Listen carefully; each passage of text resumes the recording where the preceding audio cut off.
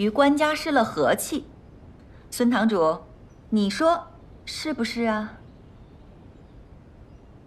少主到。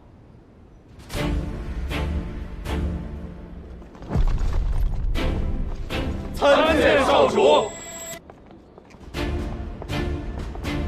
这就是3年前血洗金水帮的银玉楼少主吗？从没露过面呢。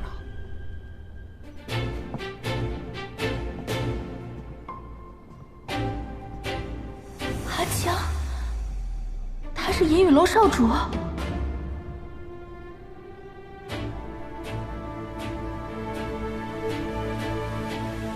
是你杀的杨采薇。是我。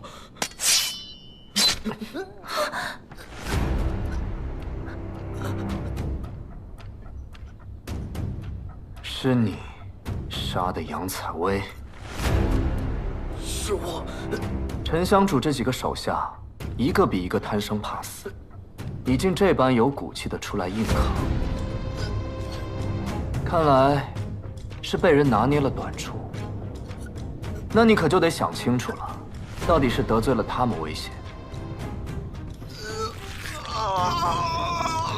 还是得罪我更危险？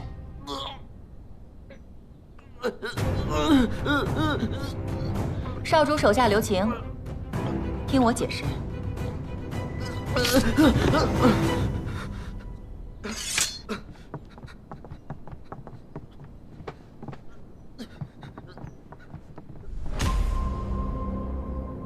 原来是你啊！这百花宫何时开始当县衙做事了？少主，这也不能怪我呀。前几次宗法大会，你都没有出面，只是派人传话，说要对付潘大人，让我们不要插手。可潘大人毕竟天下闻名，又有郡主做靠山，我担心少主年轻气盛，要真把事情闹大了，恐怕我们4大宗族在河阳的根基都会受到影响。所以我想牺牲一个叛徒的下人，去换得争端平息，大家和平相处。少主，你不会怨我吧？没想到公主这般为我考虑，那我自然还是要谢谢您老人家了。少主客气。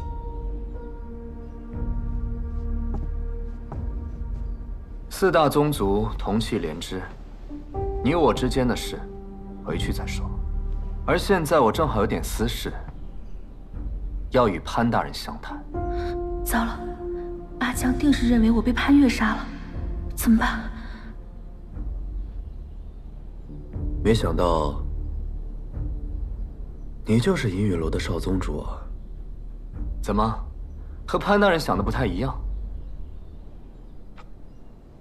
貌若寒冰，应是狼顾。卓少主还真是有一双杀人如麻的眼睛啊！潘大人说笑了，在下是读书人，以打打杀杀为业，并不是什么光彩之事。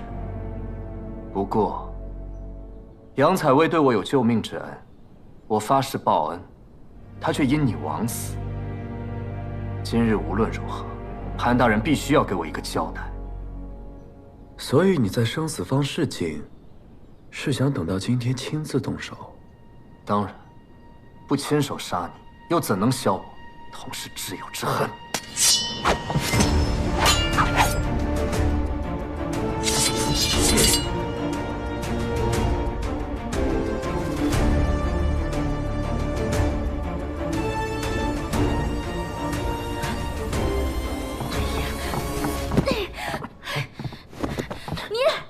你这个有2两热血就上头的混混，你少在这撒泼！你别以为你什么都知道，我警告你啊！你要是敢冤枉好人、滥杀无辜，你那死去的朋友，他从地底下，他爬都会爬出来找你算账。上官芝，你先别说话。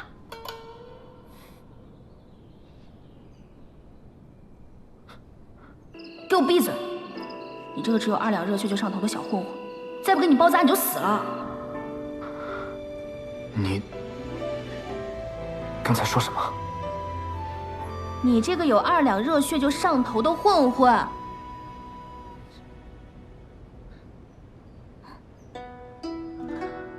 我杨姐姐对我可好了，兰花节就是她找我打的。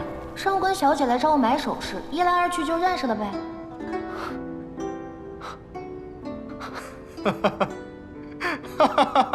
阿江又发什么疯啊？你到底认没认出我啊？上官小姐，果真是胆色过人，方才的一番直言，振聋发聩。刚才确实是在下鲁莽了。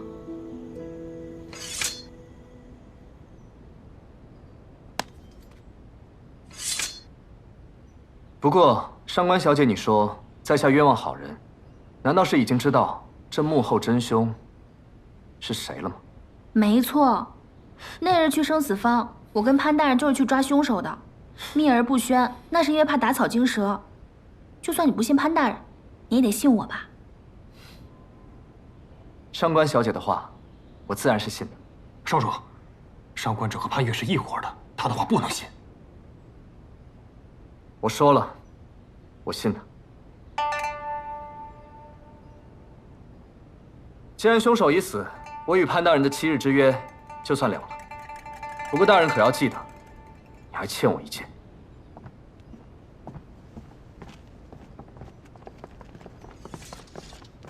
不是走了？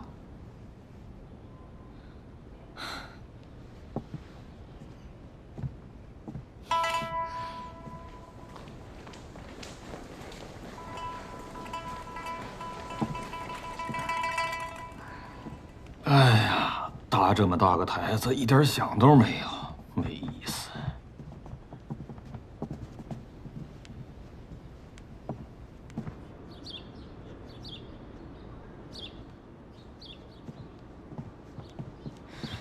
我刚才那么一闹，他定然又会嫌我多事，说不定还会以此为借口赶我出县衙。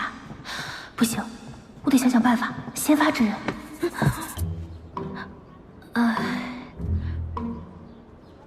上官芷，大人，我觉得我作为县衙的一员，自当挺身。大人你别客气。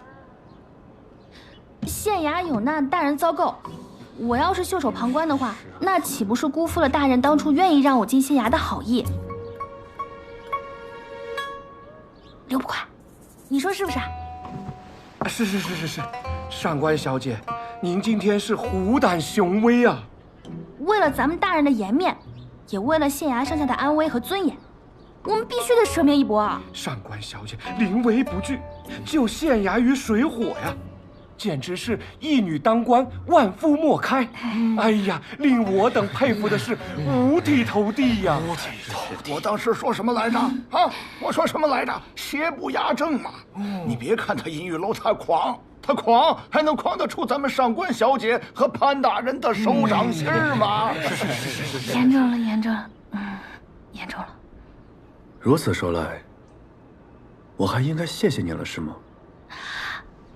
我是大人的属下，所以这是我分内的事情。你还清楚自己的身份啊？是谁让你当众在公堂之上说出凶手之事？又是谁让你当众与那卓兰江发生冲突的？想要留在县衙，就该弄清楚自己的身份。若你再这么自作主张，以身涉险，我马上让阿泽把你丢回上官府。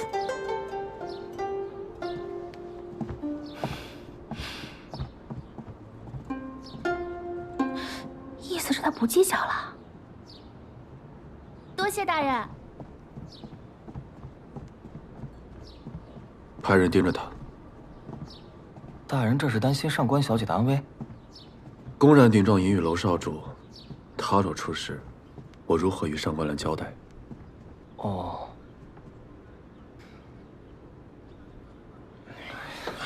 李胖，李胖，你干嘛呢？怎么还不开饭啊？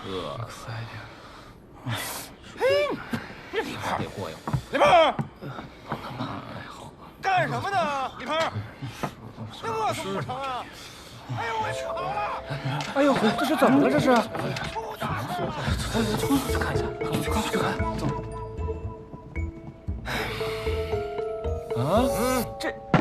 这定是卷了采买的银子跑了呀！哎呀，我就随便说一说，他还真跑了。那关键咱们中午吃什么呀？对呀，哎呀，对呀，饿着我们不要紧，饿着上官小姐事儿可就大了呀。我饿一顿没关系，我习惯了。那怎么能行呢，小姐？我自己的小姐，我自己来照顾。哎，我可以。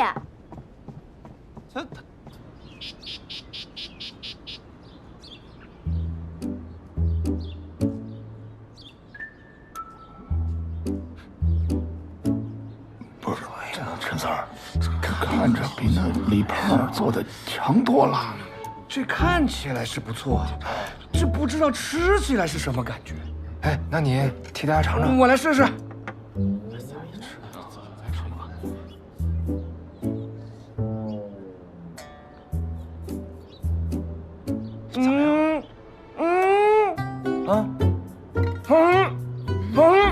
还有你看姑娘，你给人做的真下饭啊！是啊，我尝尝。拿我的酒过来。小姐，好歹我们今天也扬眉吐气一回，以后啊，每年的今天，今天多少号来着4日初六。对，以后每年的今天4月初6，我都得好好的喝一杯。没错，喝一杯。对呀，今日是初6，跟阿江约好每月1醉的日子。他竟已经认出了我，会不会去酒馆等我？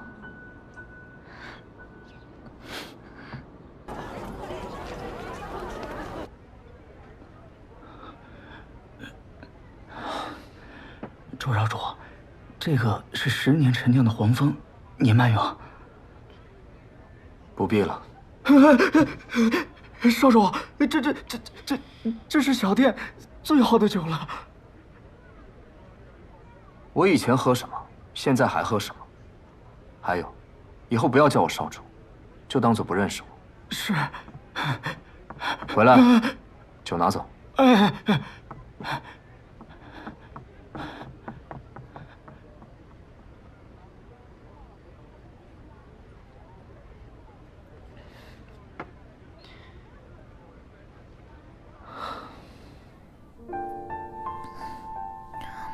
这河阳虽说热闹，但平常能闲聊喝酒的，也就只有你和另外一个朋友。我与你不同，我只有你一个。在理。怎么在理了？说来听听。我分析给你听啊。你呢，可能是来自穷乡僻壤的穷小子。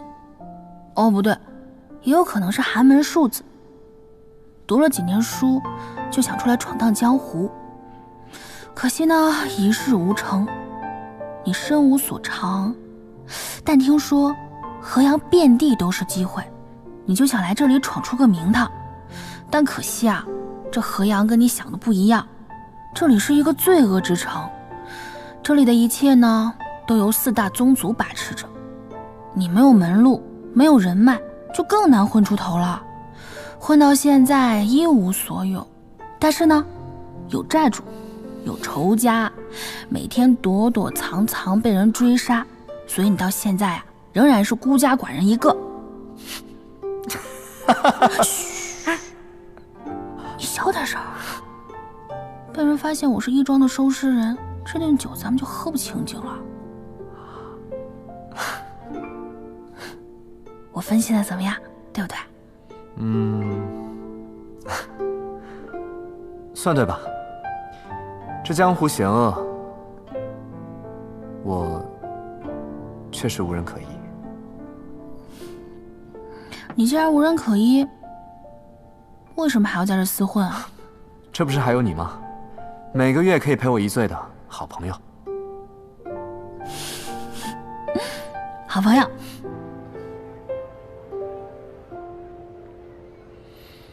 少主，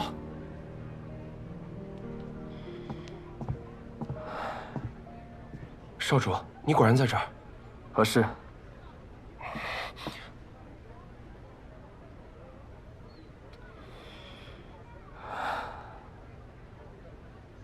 这帮老狐狸，今日这热闹没能如他们的愿，又要喋喋不休了。少主，行了，我又没说不去。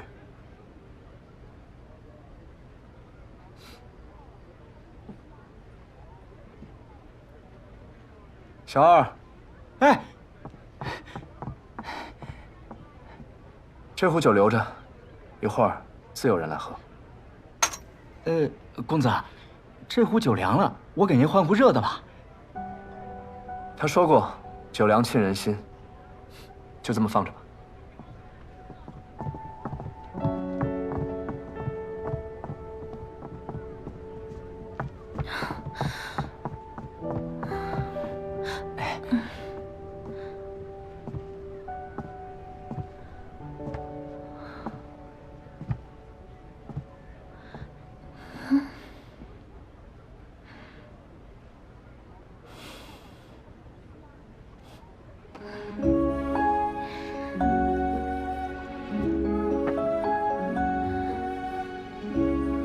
知我者，莫过阿江也。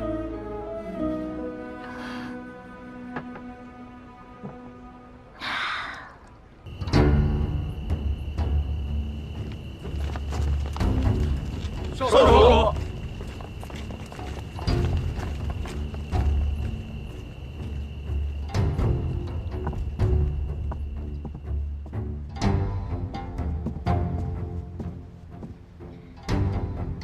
姐姐，卓少主人已经到了。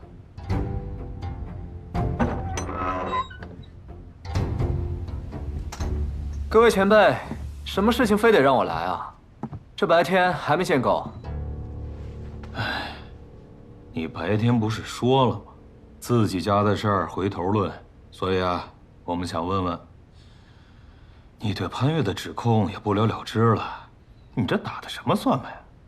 顾堂主，您这说的什么话？怎么能算是不了了之呢？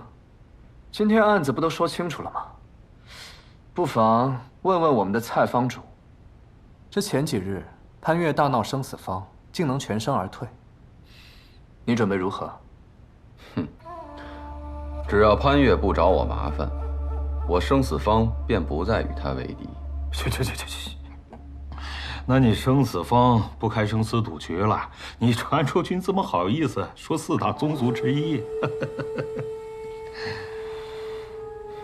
我生死坊有我生死坊的规矩，赌客来我生死坊为他的人生翻盘，我生死坊就给他这个公平的机会。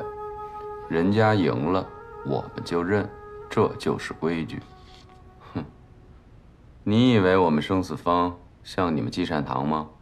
只要银子给够了，连自己的亲娘都可以杀。哎，咱先不内讧啊，互惠互利，对不对？我还跟你们说啊，要照潘越这么治理河阳，咱们都得完蛋，你们信不信？顾堂主，你别急，明日起我便去守着县衙。若是这潘越做出对我们四大宗族不利之事，我不会坐视不管的。你去守县衙去？今日在大堂上，我见少主与那位上官姑娘眉来眼去，恐怕卓少主是英雄难过美人关吧？正是。青帝，你与这潘越那么近，看来这难过美人关之人，非我一个。那潘越虽然姿色诱人，我却不是吃里扒外之人。今日所做种种，都是为了咱们四家着想，误会一场，卓少主不要往心里去。你要这么说，我可就信了。不会是欺我年少，编话诓我吧？不敢。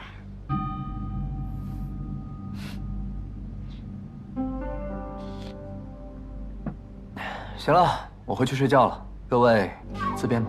哎，怎么这就走了呢？切！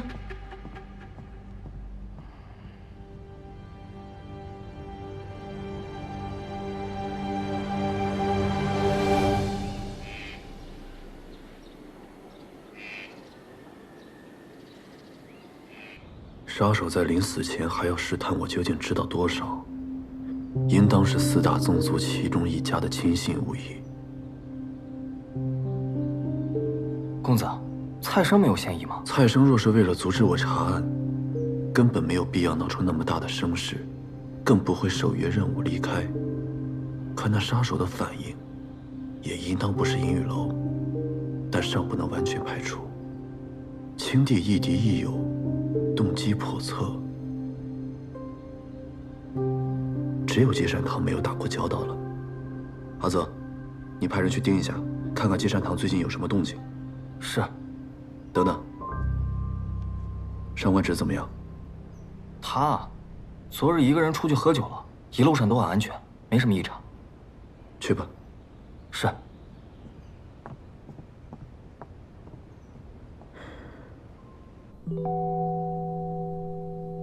这令牌上的6到底是何意？水波纹组织在河阳经营已有10年，这么多年不可能没有留下任何线索，不妨去当房看看。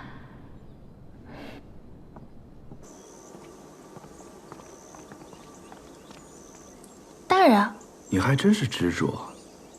彼此彼此。大人，您先请。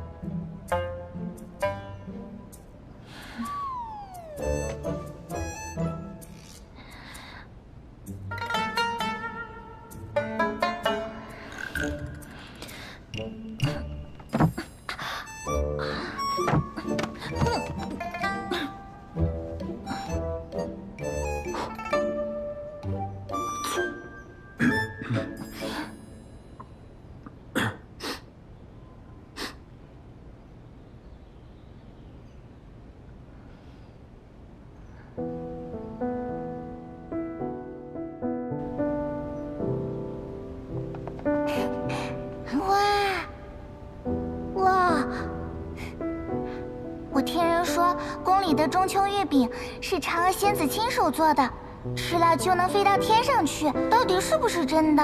万一你飞走了，我怎么办？傻子，我肯定也会带着你一起呀。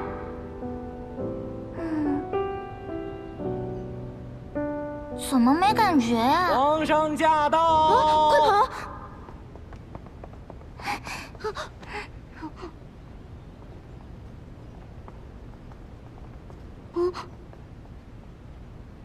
阿九，有刺客，保护皇上！嘘。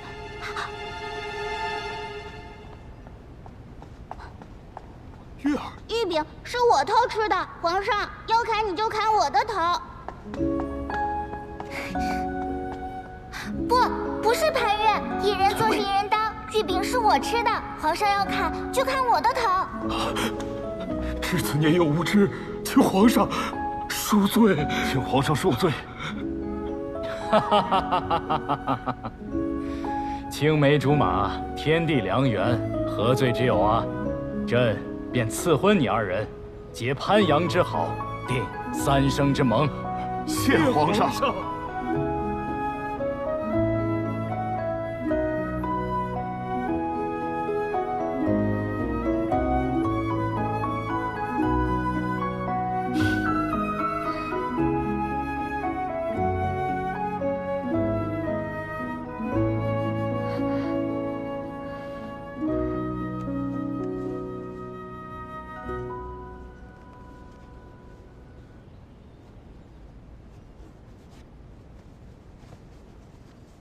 没想到河阳积压了这么多悬案，这些卷宗的背后，不知有多少含冤受屈的百姓。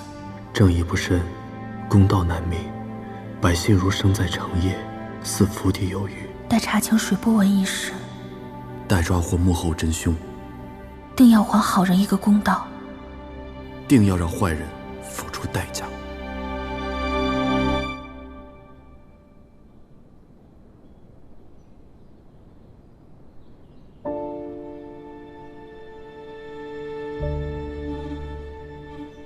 杨采薇，杨采薇，杨采薇，少主，少主，打听到了，杨姑娘她死了。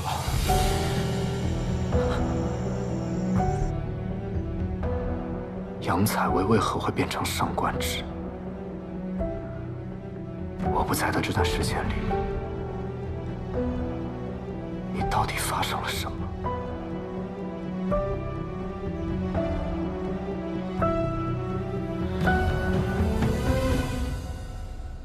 阿福，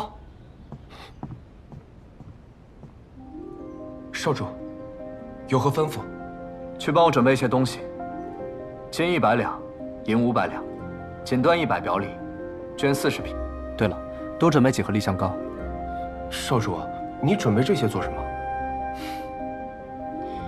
我要确保一人永远无法再从我的世界里消失。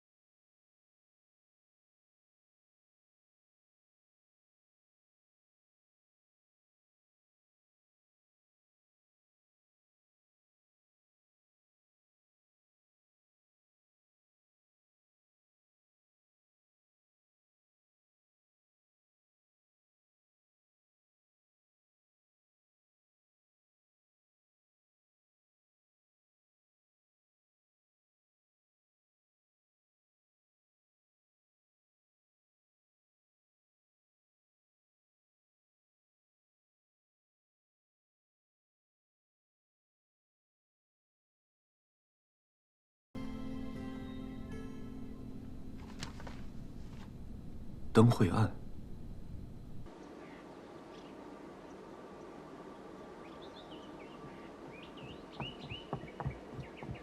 大人，问你一事，河阳有一至今未破的悬案——灯会杀人案，你可还记得？记得，当时此案闹得沸沸扬扬，正是属下经手调查。我看卷宗上记载，在凶案现场有发现一块令牌，那令牌如今何在？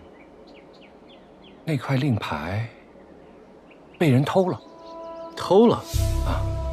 当时属下只是负责此案的小捕快，捕快头叫孙芳，因为看守政务不力被革职，所以我记得很清楚。孙芳，他如今何在？他离开县衙以后就没有联系了。把他找来，有话要问他。是。等等，此事低调，切莫声张。明白。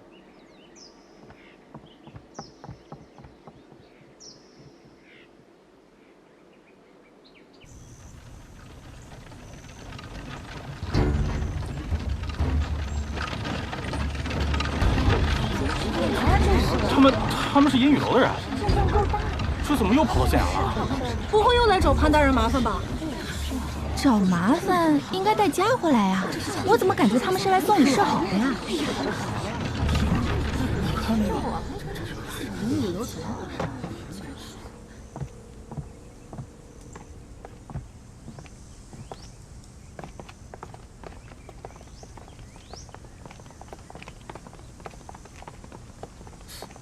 他又来这里做什么？不知道啊。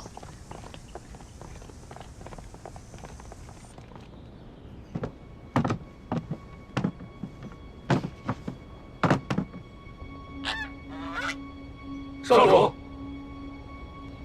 你们先出去吧。是。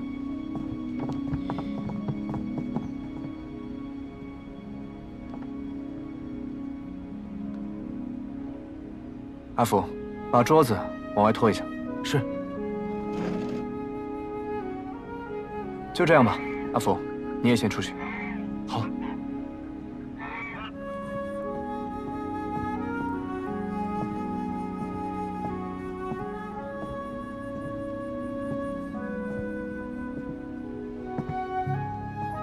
潘大人，又见面了。卓少主，你这登门是不是也太轻了？今天又是唱的哪一出？你放心吧，今日我不是冲你来的，而是找他。啊，卓少主。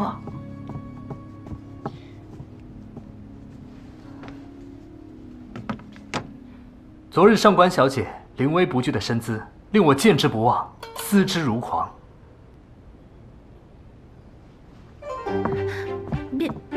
别胡说！没胡说。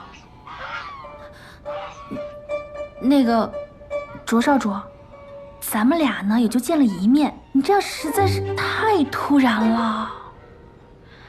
司马相如与卓文君一曲定终身，我对上官小姐亦是如此。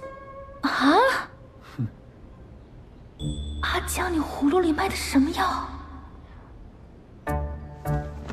哎呀，卓少主想上演一出凤求凰，我本不该干扰，只是这里既是县衙，而上官芷又是衙内之人，他若是不愿意的话，恐怕我还是得命人请你出去。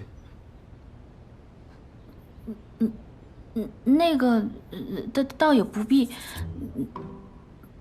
那你是愿意了？啊。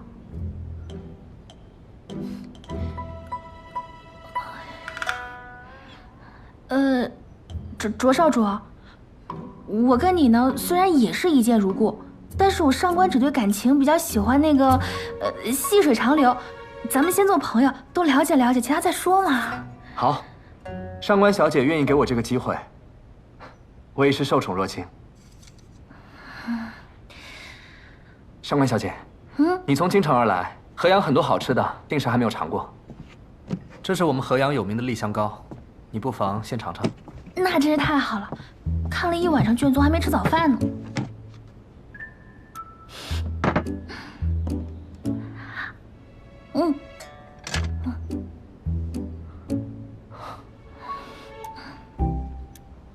不会吧？我们名满天下的潘大人，竟会如此苛待下属？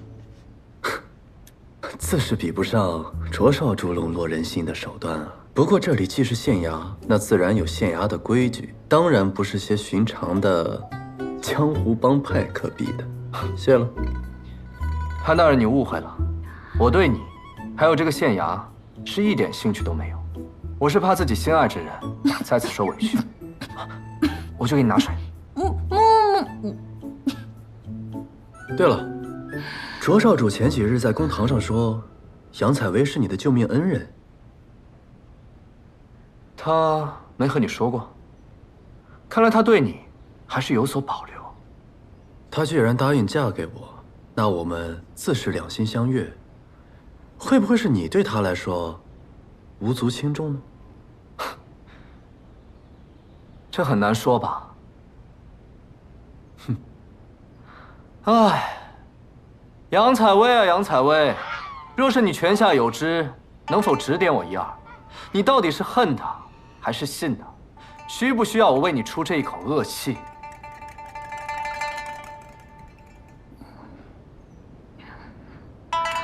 那个，卓少主，我听说杨姑娘是一个追求真相的人，所以我相信他一定很想知道幕后真凶是谁。有道理，那还请上官小姐给我指点一二，告诉我这幕后真凶该从何查起。查案之事乃是我县衙之务，就不劳银雨楼费心了。上官小姐，你怎么看？我怎么看？我怎么看啊？既然上官小姐为难，那我便不问了。不过上官小姐有任何事情，只管吩咐，我卓兰江定当义不容辞。还有，我的一片真心，还望上官小姐能够再考虑考虑。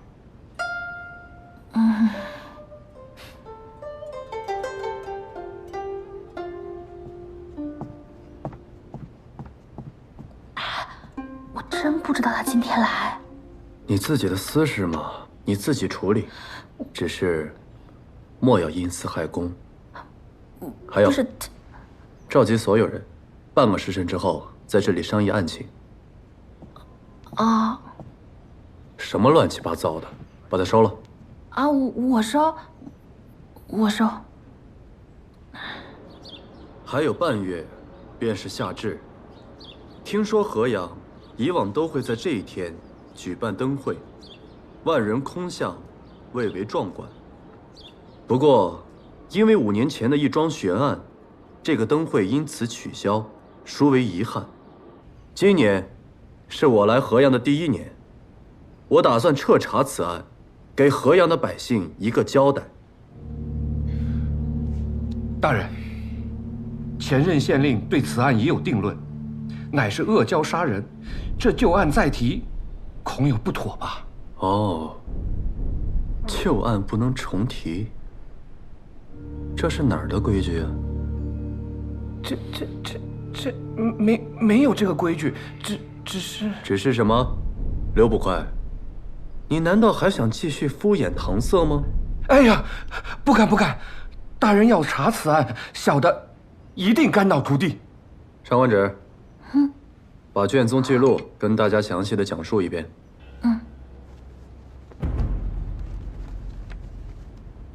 河阳傍水而建，传说水里潜有恶蛟，因受伤没有化龙入海，恶蛟状如蛇，手如虎，长至数丈。看见岸边嬉戏或行舟之人，会将人拖至水边，吮其鲜血，血尽方止。故而每年夏至，河阳举办盛大灯会进行祭祀，祈祷恶蛟飞升化龙，不再危害河阳。灯会渐渐演变成老少尽欢的一个节日。然而，5年前，灯会上发生了一桩凶案。尸体于河边树林发现，经仵作验尸判断，是枪血窒息而死。伤口在天突穴，深2至3寸，就像被野兽的利齿所伤。但奇怪的是，伤口切面平整，且呈蓝紫色，而伤口周围却肤色苍白，没有一丝血痕。现场没有发现拖拽或者搏斗的痕迹，死者似乎没有任何抵抗。官府查了一番，没有结果。孰料第2年灯会，又死了一个人，死状与1年前的死者别无二致。此后流言四起，人们都说是恶蛟所为，他勾魂吸魄，让看中的猎物自行来到偏僻处，然后噬人鲜血，致人死亡。此事影响越来越大。第3年灯会，县令派出大量人手潜伏人群，试图抓捕凶手。本以为万无一失，可是当天却接连死了3个人。发现尸体的地方虽然偏僻，但距离热闹处不足10丈。灯会上的游人却没有听到任何的打斗喊叫之声，百姓们愈发觉得此事非人力所为。回家吧，快走吧，别走，别拦了。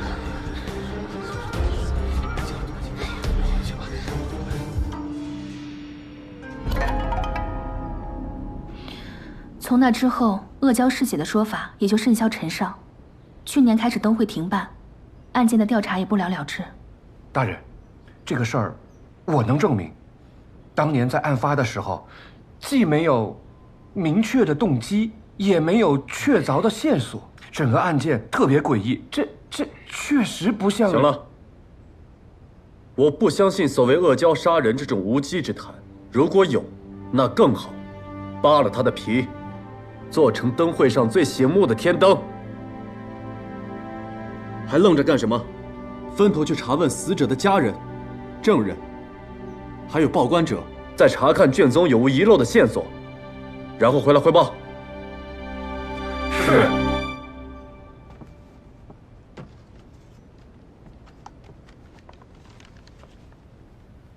那我先去询问灯会案第一个死者乔叔的2个女儿，上面说他们在银宇街卖冰饮。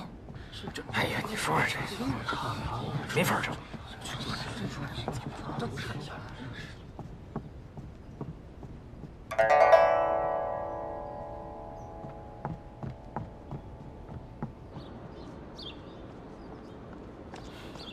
上官小姐，要去哪儿？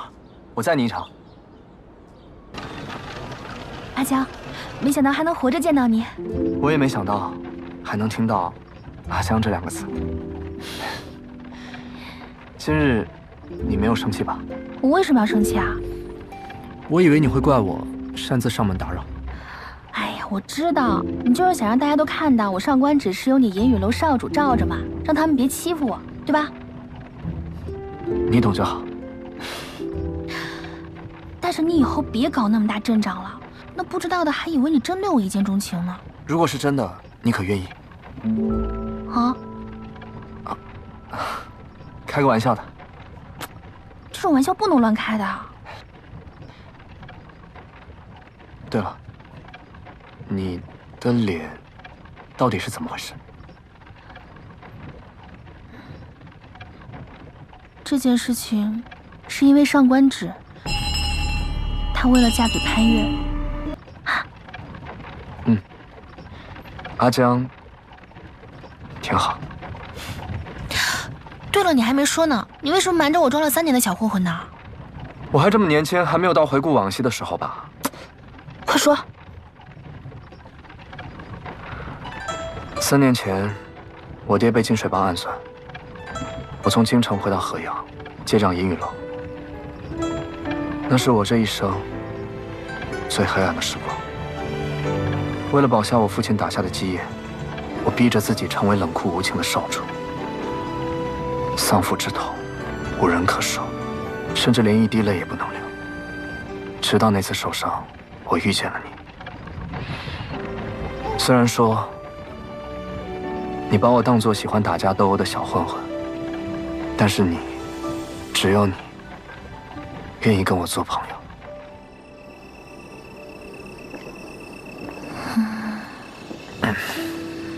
我今天背了37具尸体，我背我都直不起来了。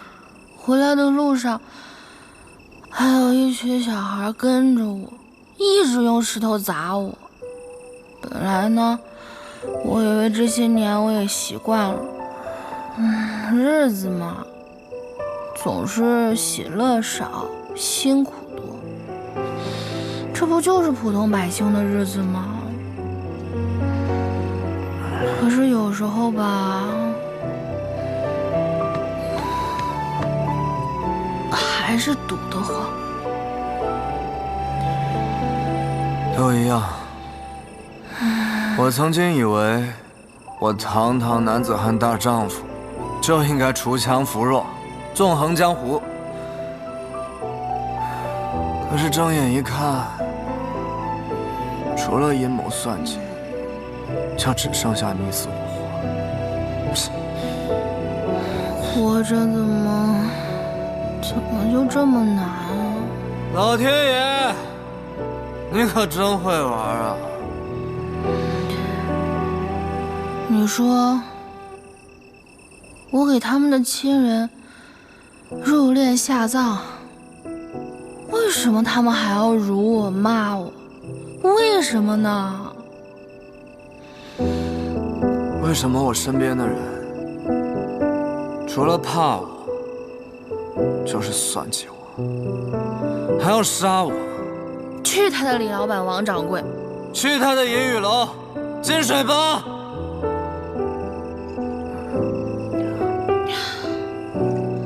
把我的爹娘还给我！把我的人生还给我！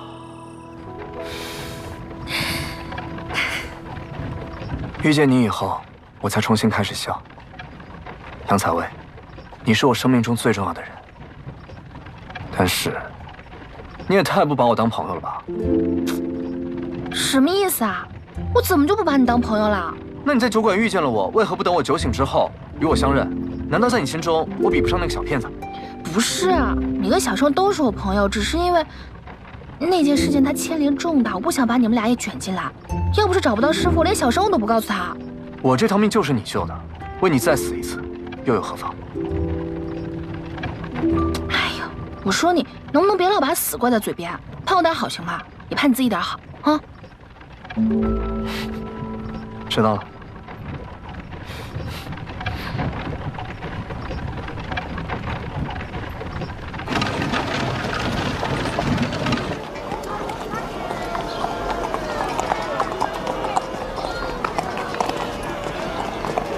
客官，里边请。大人，前年灯会案最后一名死者田华，就是此店的少东家。案发以后，我多次访查，绝无遗漏。是潘大人吗？哎，你们快看，那不是潘大人吗？还真是潘大人，可怎么看着有些憔悴啊？听说啊，卓少主为了上官小姐和潘大人大打出手，今日还去了衙门送了聘礼，恐怕已经抢走美人芳心了啊！那我们可要好好招待，若能让他重新光彩照人，我们店就出名了。也不知强叔的女儿在哪儿摆摊儿。放心，来了我的地盘，找个人还不容易。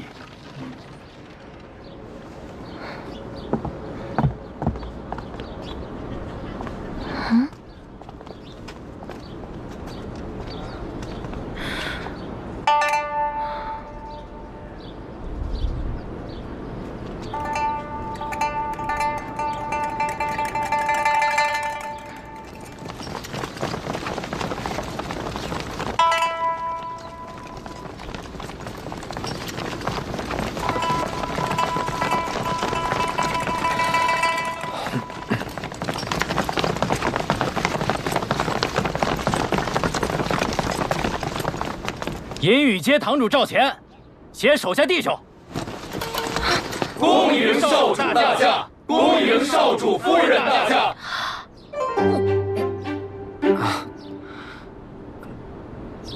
不是我，我要真想给你准备惊喜的话，也不会准备这么俗套的场面吧？啊，那意思是他们擅自揣度少主的意思喽？别急，我来处理。赵堂主是吗？哎，是，少主有何吩咐？我问你2个问题。哎，少主问便是。第一，上官小姐不喜欢被打扰，知道以后该怎么做了吧？明白明白，爱戴在心，敬而远之。这第二，我来银雨街是来找人的，你把人全都给我清空了，请问我去哪里找？少主放心，属下知道您是来找人的，属下已经安排好了，这就带您过去。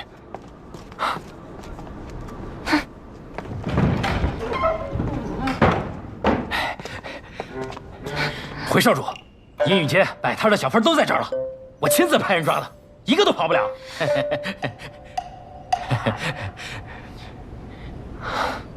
赵堂主，属下在。从今往后，你就是赵香主了。少主，属下不知做错何事，请少主明示。还不赶紧松绑！是，赶紧放人。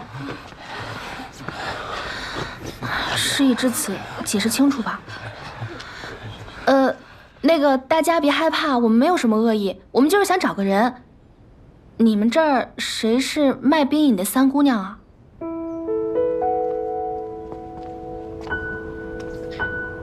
我就是。我问你们一个问题，谁能回答，我就留下谁。大人请问，你们以前的少东家叫田华对吧？他有什么仇家？死前又与谁结过什么恩怨？田少爷人可好了，哪来的什么仇家呀？对啊，他和气生财，从不跟别人结怨。可惜这么好一个人，竟然被恶蛟给咬死了。唉，真是一想起来就让人难过。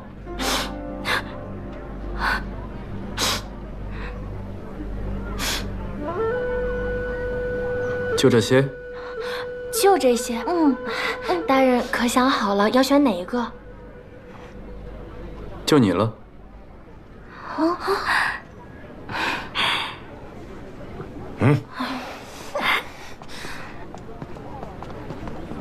哦，原来潘大人是这种口味。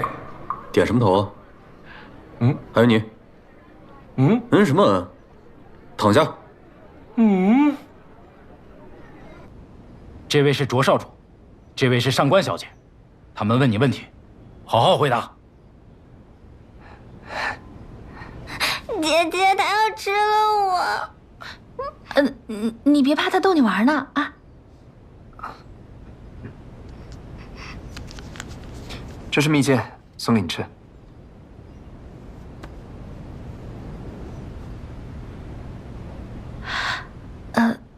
那个三姑娘，我们今天来只是想问问你，你父亲强叔之死，没有恶意，你莫要见怪。原来银雨楼大张旗鼓的关我们半日，只是为了方便上官小姐的问话。有什么尽快问，再迟，我的兵也要化成水了。那个强叔遇害是5年前的事情了吧？5年前的灯会，卷宗里的记录我都看过了。我想问问你，你还能不能回想起什么不对劲的地方，或者说，有没有可能的仇家？我们冬日取兵、存兵，夏日出来卖兵饮，每日睁眼闭眼都是生活琐事，从未与人结怨。那强叔呢？他出事之前有没有什么异常？没有，每年灯会前都是我们最忙的时候。那会儿双双也才5岁，除了干活还要照看他，一切都再平常不过。可没成想，还是出了事儿，只留下一辆兵车和我们姐妹俩。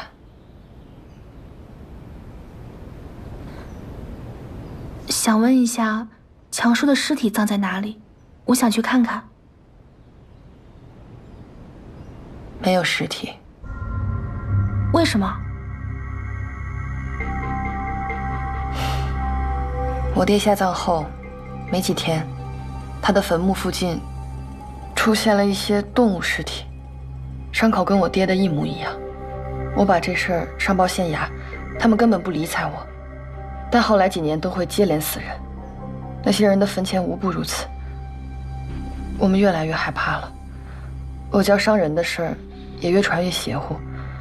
于是，县令便派人将所有遇害的尸体都挖出来，扔进河中，献祭恶蛟。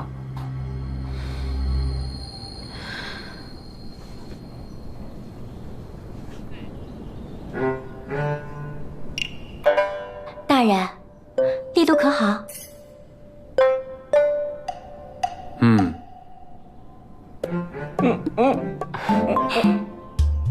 你叫什么？小翠。小翠，你告诉我，你们方才在隐瞒什么？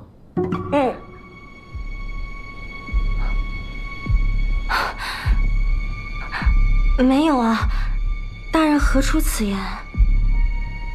你刚刚流泪是真情流露，因为不想让别人看到，所以用一种极其夸张的擦泪方式来掩盖痛苦。若我所料不错，你与田华应该关系匪浅吧？他死了，你很难过，但又不敢让别人知道。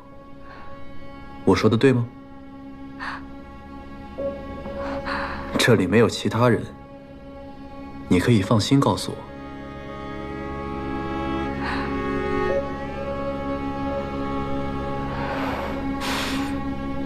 大人，我与田华确实私下相好，当初是他收容我，让我有了安身之所。故而一想起他，便悲从中来。可他平日为人，并不像他们说的那样和善，脾气很急，对人动辄打骂，整个华容殿的人都怕他。可他是少东家，大家又拿他没办法，所以他一死，大家都觉得是老天爷降下的报应，又怕调查牵连太广，引火烧身，所以才串通了撒谎。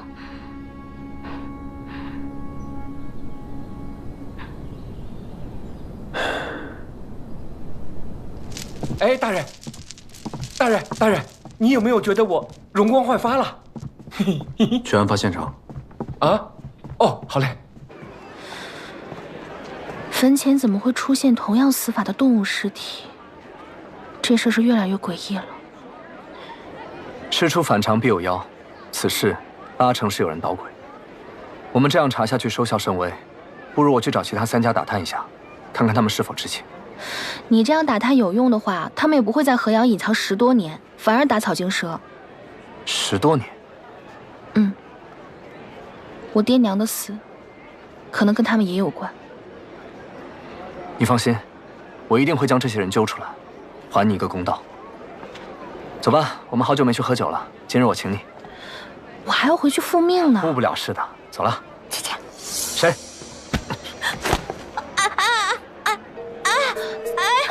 小生，放开我！上官小姐，救我！这个小骗子说我是小混混，还忘恩负义，说杨采薇认识我，属于交友不慎。上官小姐，你告诉我，我该如何处置他？你，他吓唬你呢。我跟阿江已经相认了。哎，小生，你怎么来这儿了？还不是这个小混混去鬼市逼问我跟你的关系，我担心你有麻烦，一直想要告诉你，但是没有机会啊。没想到他是银玉楼的少主，我怕你出事儿，所以跟过来看看。辛苦啦。哎，阿江刚刚说请客喝酒来着，你一起来吗？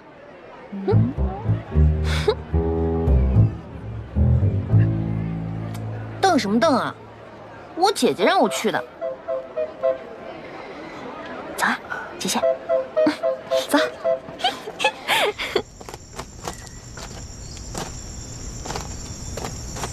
大人，这里就是第1起命案发生的地点，其他命案都在沿河附近，还有这儿。这里这么偏僻，现场也没有拖拽痕迹，死者为什么会自尽到这种地方？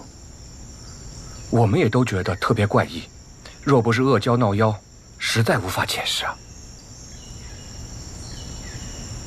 快看，河里啊！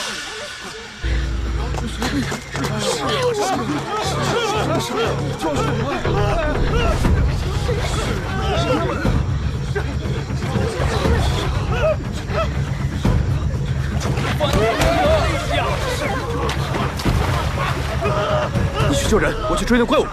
好。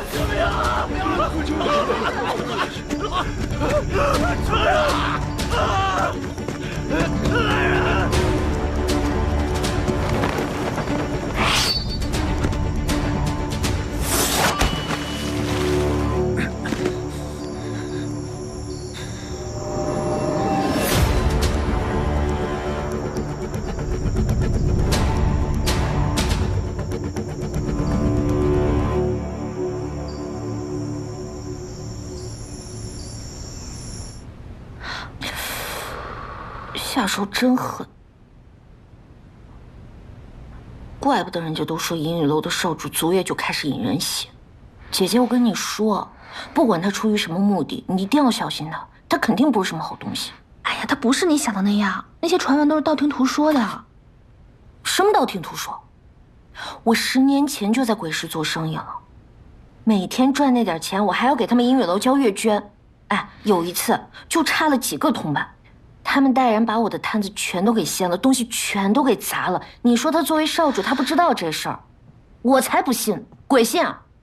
反正那会儿我就开始发誓，但凡我以后要是见着他，我一定我去。你就如何？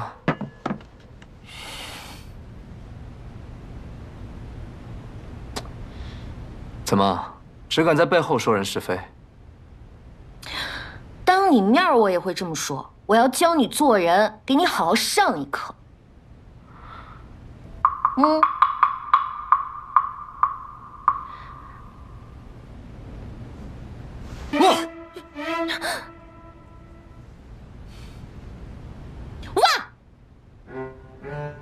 喊什么喊？吓我一跳。喝酒吧。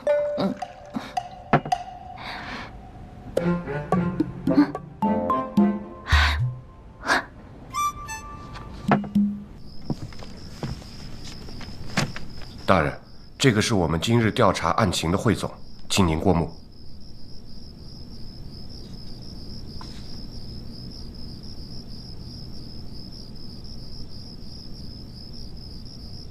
怎么少一个人？哦，上官小姐她还没回来。还没回来？大人，那要不我们去找找？不必了，你们是县衙的胥吏，不是上官府的家丁。是。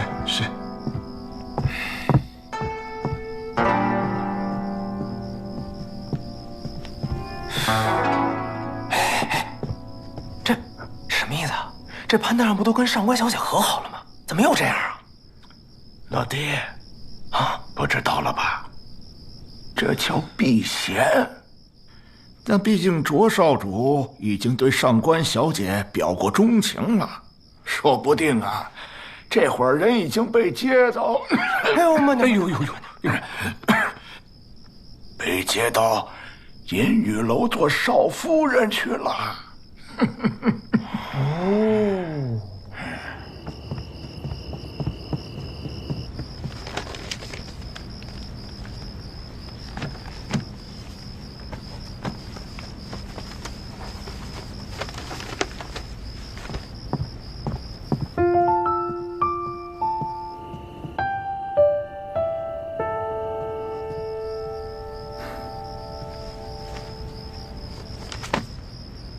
关于尸体的记载呢？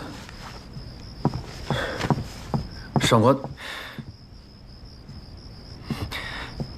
对不起，公子。到了银玉楼地界，卓兰江的手下便清空了所有街道。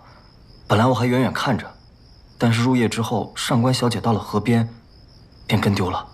什么？方才我找了半天都没有找到人，所以就赶紧回来禀报公子。大人，出事了！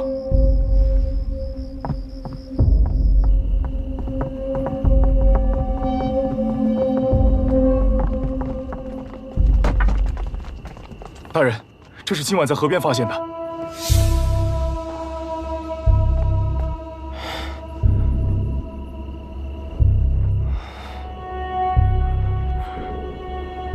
是鲛神所为。鲛神！马上送到停尸房，立刻验尸。快呀！是。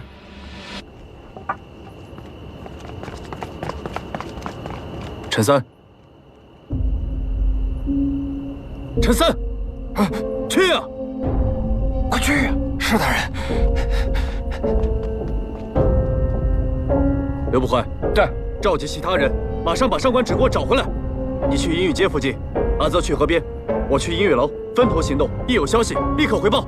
是。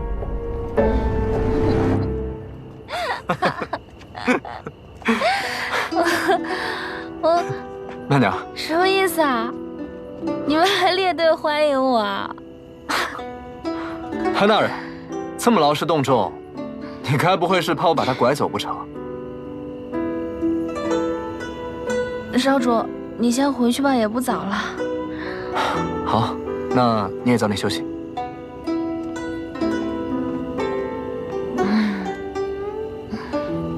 你们先回去。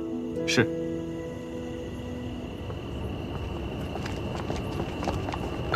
哎呀，走吧，别看了，走。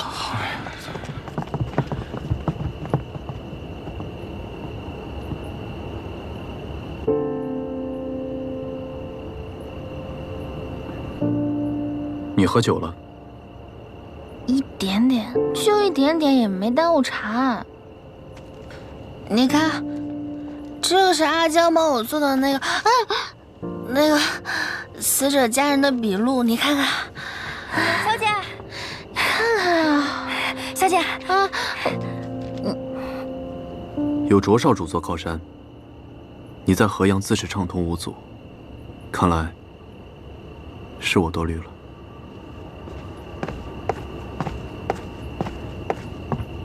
什么意思啊？吃火药了？小姐，小姐，我听阿泽说啊，刚刚大人知道你跟卓少主一起出去之后，担心你有危险，派他暗中保护你，但阿泽没找到小姐，又听说河边出现了恶蛟，还咬死了人，大人急坏了，集结了所有人一起去找你，还准备亲自去银雨楼要人。当真啊？分道行动，一有消息立刻汇报。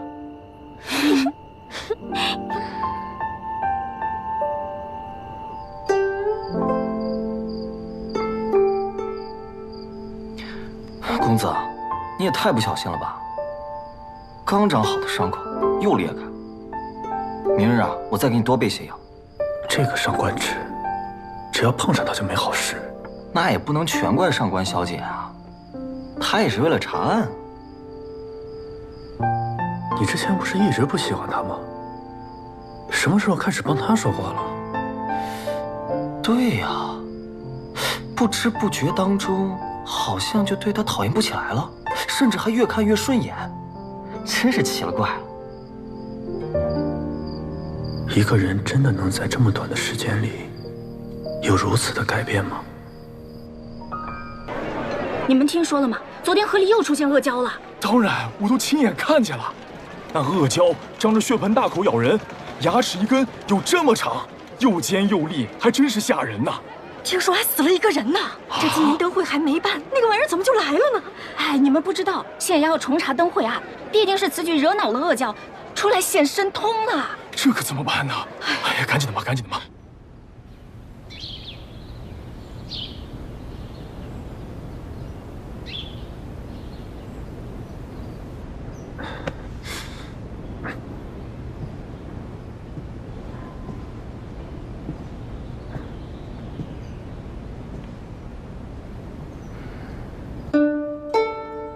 你看，这是阿江帮我做的那个死者家人的笔录。该不会是那个时候，大人你是不是后背的旧伤又犯了？不劳费心。大人你要写什么？你告诉我，我来代笔。不用了。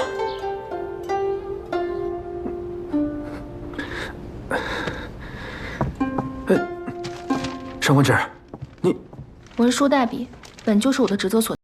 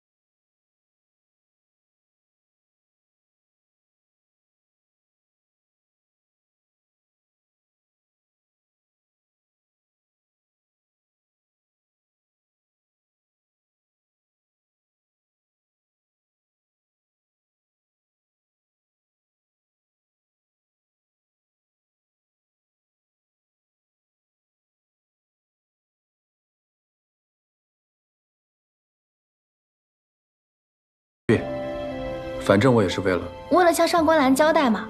我知道，我代哥哥向你道谢。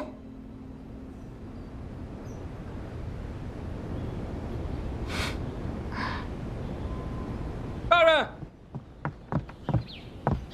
大人，不好了！怎么，河边又出事了？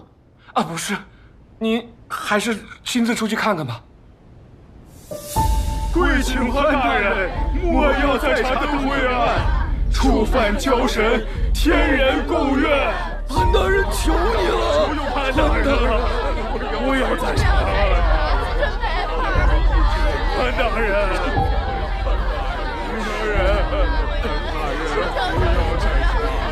启禀大人，昨夜那具尸体已经查验完毕。如何？伤口和灯会案上的尸体毫无二致，定是恶蛟所为。毫无二致。可我分明记得死者伤口血肉模糊，而灯会案的死者没有一丝血痕。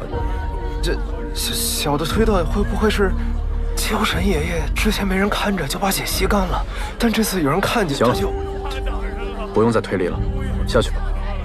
是。潘大人，生活了呀，潘大人！得想个办法让他们安息。陈三已经被吓破了胆，他的验尸结果不可信，我们还是照着卷宗一一比对吧。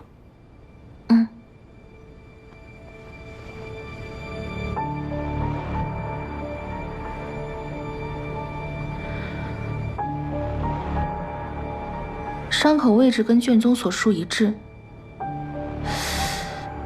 但如果仔细看的话，又不难看出区别。卷宗上记载的是伤口平整，而这一具血肉模糊，并且它伤口附近是肉色，但卷宗上写的是蓝紫色。这具尸体是伪造的，目的是为了制造惶恐，不让县衙查下去。昨日我追那恶蛟，看来也是有人在瞒天过海，浑水摸鱼。你不觉得这样的手段很是熟悉吗？跟在生死方，趁机杀死蔡生小妾是一个路数。不错，看来有人按捺不住了。我们在追他们的同时，他们也在盯着我们。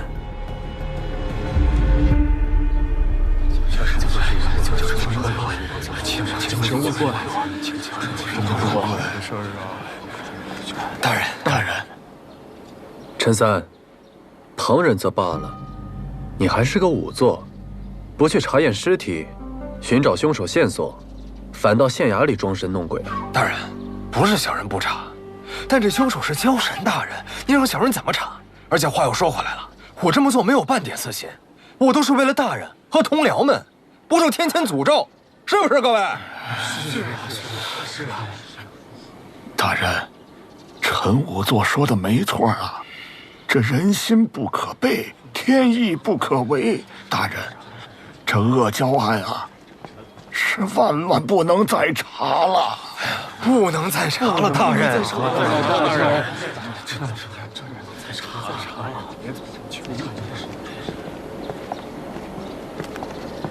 你们说的不无道理。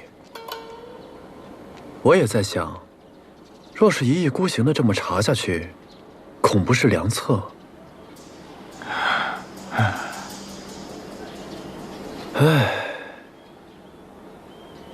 大人何故叹息？这话虽如此，可我已对河阳百姓做出了承诺，如今出尔反尔，岂不是自打耳光吗？所以这到底是查还是不查，我心中甚是纠结。不如这样，既然你们都说是天意，那查或不查，我们就让天意来做主。啊！上官芷，去我房里把那100枚铜钱拿来。是，大人。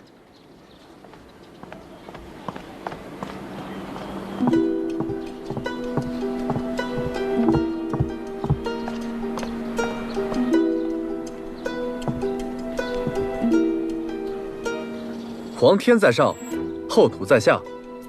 河阳县令潘岳欲彻查恶蛟伤人一案，现请示上苍。若铜钱字面全都朝上，则预示此案应当彻查，真凶必将落网。100枚铜钱字面都朝上，这怎么可能呢？看来潘大人也想放弃了。真是给自己找台阶下。台阶都不可能。上官纸，撒。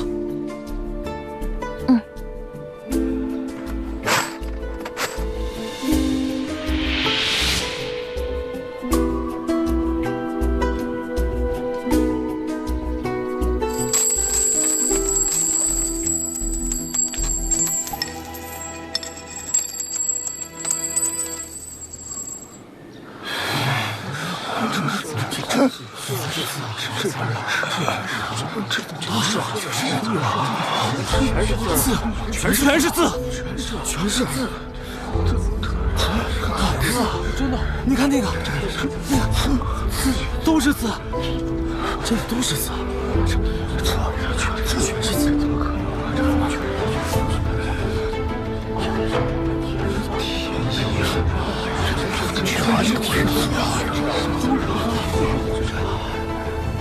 天意如此，潘越明了。所有人听着，若是谁以后胆敢再提阿胶扰乱军心，罚俸1月，杖30，都听明白了吗？是。上官纸，将这100枚铜钱定在原地，真凶落网，我再来筑岛还愿。大婶儿，今天天这么闷热，来碗冰饮吧。哎呀，这里离河边那么近，我哪有心思吃这个呀？我要不是家里断了米，我才不来这里呢。呀，我先走了。姐姐，你看，冰都快化了。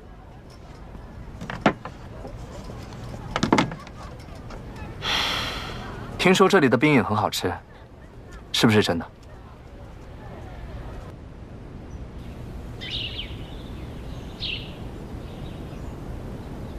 虽然前一日发现了与灯会案死者情况相似的尸体，但无论从作案手法、时机，还有伤口上来说，都有明显的区别。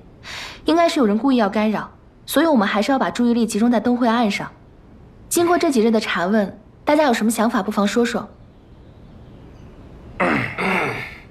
刘捕快，你先说。是。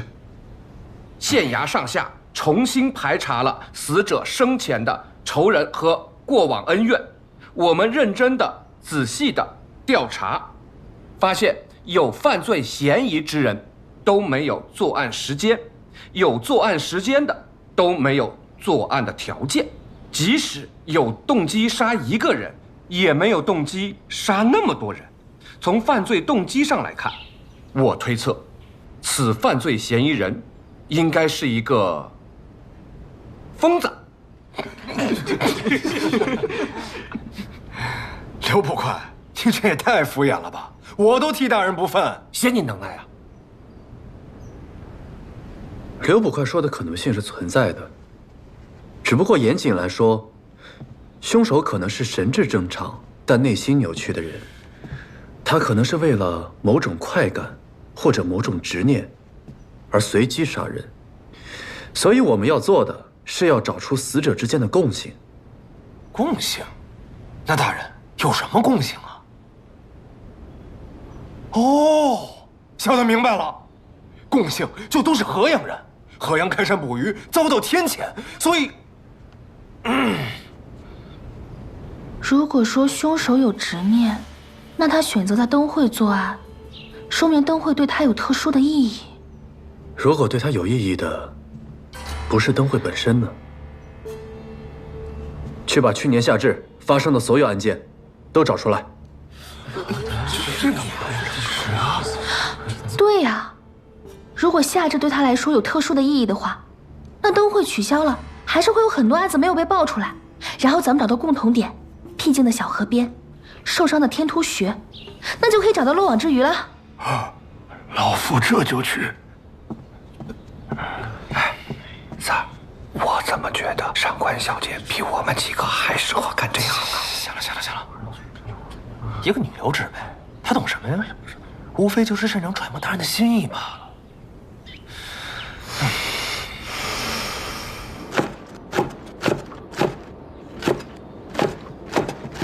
灵儿，大人说要赶工，让后厨做好饭菜，直接送到2堂，然后再多加几个菜，但是今天吃饭的人多，可能稍微开饭晚一点。反正我没事，我帮你打下手。太阳打西边出来了，你会做这些吗？别给我帮倒忙啊！放心，以前我娘啊做饭的时候，我经常给她打下手。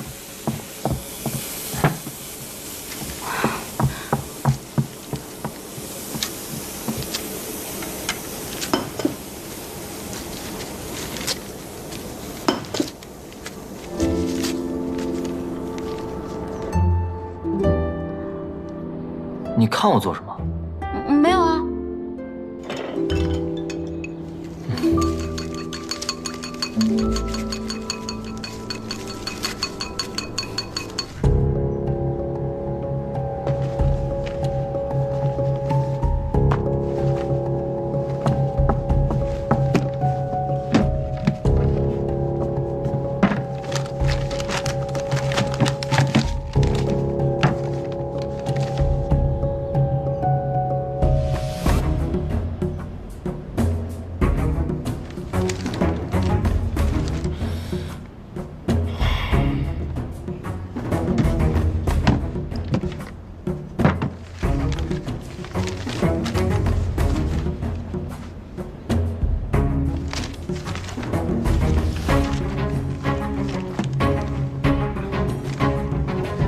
大人，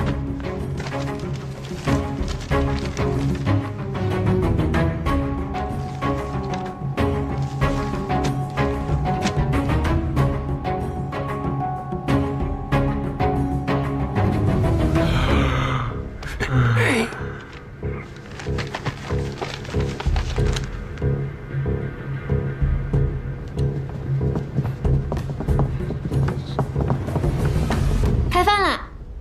哎，我终于开饭了，饿死我了！快快快，灵儿姑娘做的菜呀，我能吃3碗米饭呢。灵儿姑娘这菜烧的真好。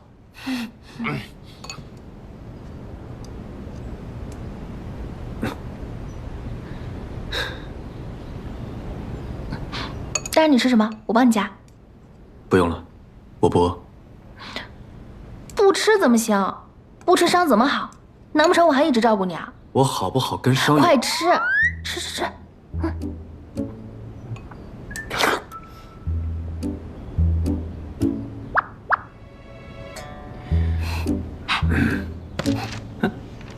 过来，你有没有发现？还有这个，你家公子和我家小姐之间变得有点不一样了。有吗？你天天的给，谢谢。不用客气。哥哥，这是你的。谢谢。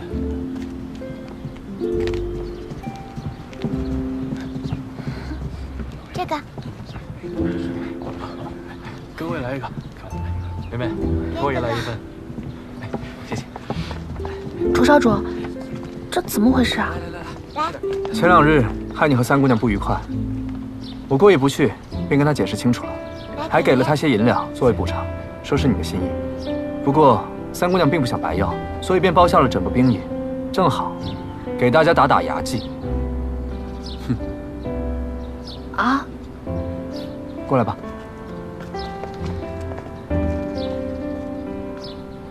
这是我给你准备的，多给你加些蜂蜜。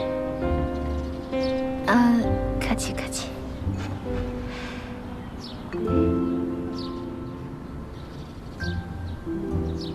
啊，请再给我一碗。好。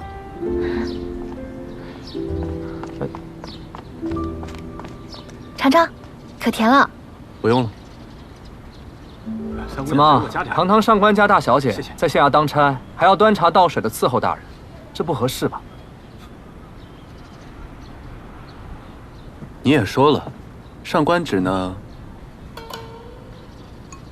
是在县衙当差，还不是你银雨楼的少夫人。少夫人的事我还不急，我相信京城所至，金石为开，终有一日芷儿定会知道，谁才是真正对她好的人。差不多行了。我今日来，除了送兵之外，倒还有件正事。怎么，卓少主还想敲我县衙的名媛果？你这是对我很有成见啊！你要搞什么东西啊？潘大人，可否借一步说话？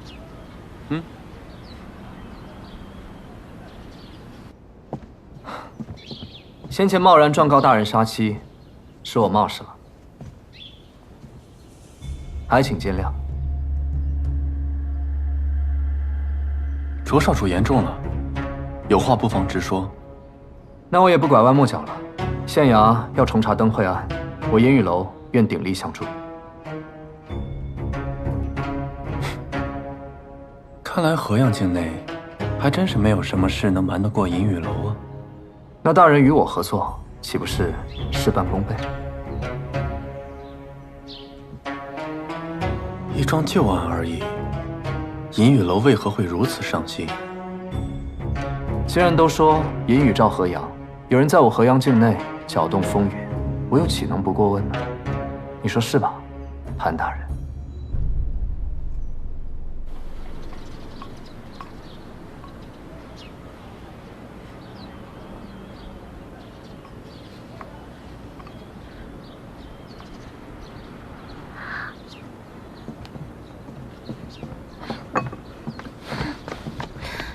你们聊什么聊这么久？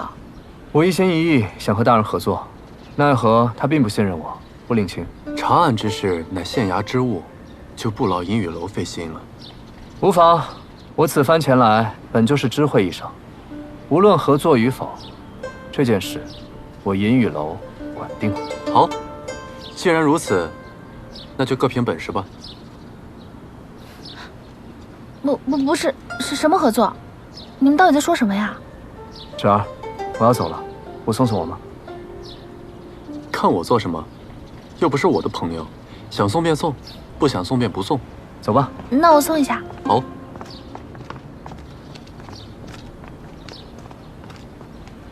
什么？你想查灯会案？怎么，连你也不信我？不是，我当然信你，但潘越同意你插手吗？我要管的事，还轮不到他同不同意。行吧，说不定你插手还能快些结案呢。那是自然，我说过的，一定会帮你查到这幕后真凶。哎，对了，今天你带冰影和三姑娘过来，你的心意我都领了，但是我现在不是在县衙当差吗？以后什么礼物、兵车呀，就别再带来了。行，你说了算，你是老大。哎呀，咱们上官小姐和卓少主真是蟑螂送礼了，送到麦子黄，难舍难分啊！吃完了吗？吃完了赶紧把碗筷给人还回去，别影响人家做生意。哎，马上。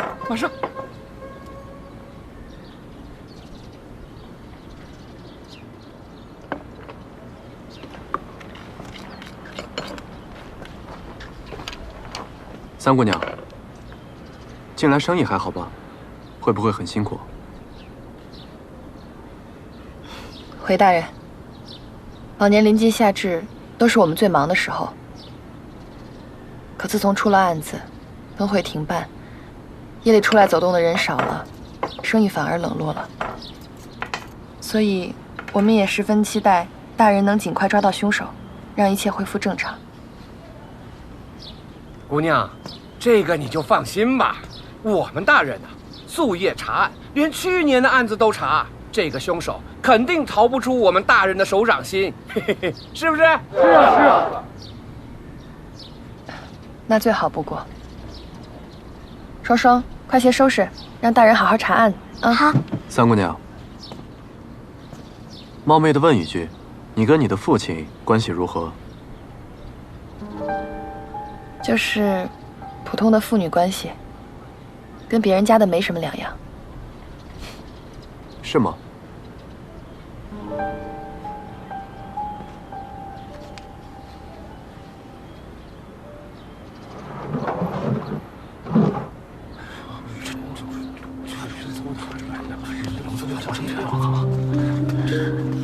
是有多大的恨意，会把父亲的名字划成这样？三姑娘，若是有什么内情，还望坦诚相告。潘大人说的没错，我是恨他。为何？这不怪我姐姐，我姐姐是外乡人，因饥荒流落到河阳，说是被我爹收养，其实就是给他干苦力。我爹喜欢喝酒，每次喝完酒就打我，每次都是姐姐护着我。比起姐姐，我更恨他。自从他出事以后，我们都松了一口气。都过去了。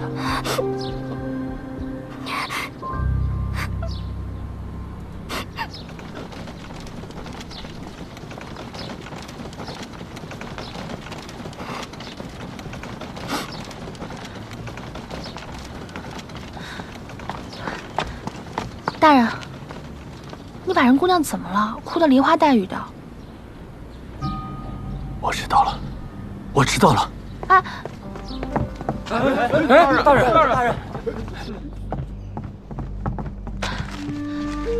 大人，你找什么？暴力。暴力？没错，暴力。这些死者生前都有过暴力欺凌的行为。暴力欺凌？嗯。我知道了。田华打骂手下，强叔虐待女儿，苛待老母亲的猎户，还要把妻子锁在家里的屠夫。这些人死之后，身边人都以为是阿胶替天行道，因为不想让官府继续追查，所以隐瞒案情。那我们只要在酒庄下这命案中找出有暴力欺凌行为的死者，就可以找到线索了。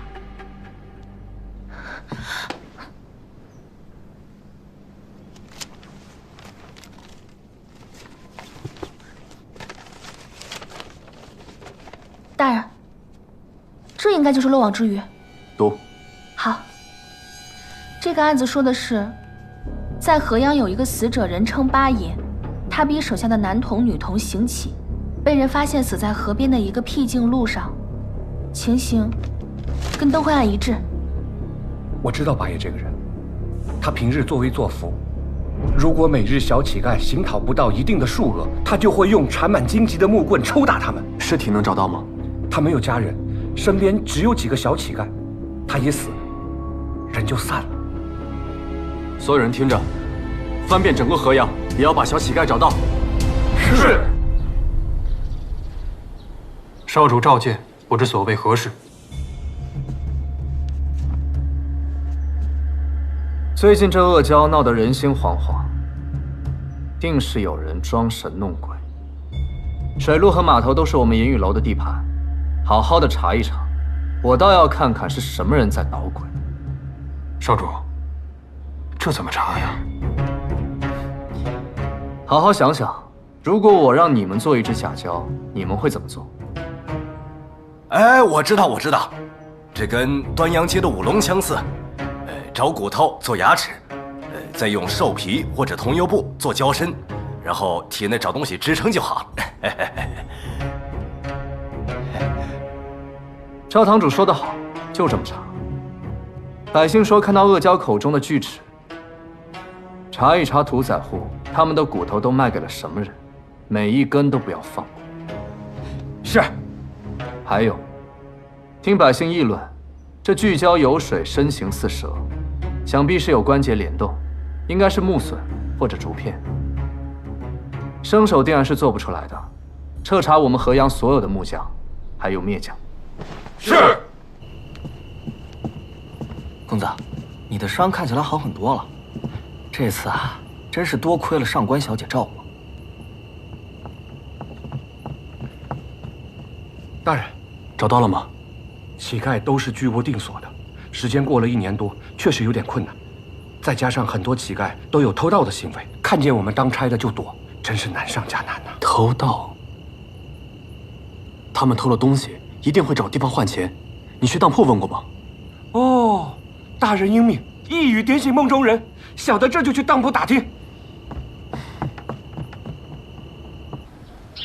放开我！放开我！快点！我还要讨饭。讨什么饭？快！放开我！哎，站好了，都站好了！再不听话，打板子了啊！大人，他们都是八爷的人，但是死都不承认。县衙悬赏，请你们帮助查案，你们躲什么？衙门的老爷们什么时候看得上我们这些讨饭的？少骗人了。确实，我是骗了你们。本官现在怀疑，你们几个合起伙来杀了八爷。来人，把他们全部关入大牢。是。走，大人，走，你放开我！大人，你放开我！大人，我们什么都没有做。是我们。那我现在问你们什么，能老实回答了吗？能。八爷的尸体，你们知不知道埋在哪儿的？知道。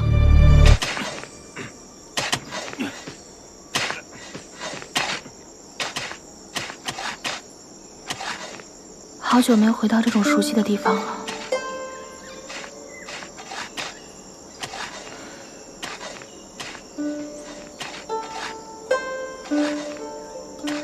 这么害怕，又何必要跟来？人要学会面对自己的恐惧。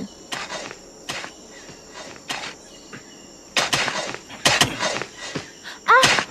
那是裹尸体的草席，你们小心点，别破坏尸体。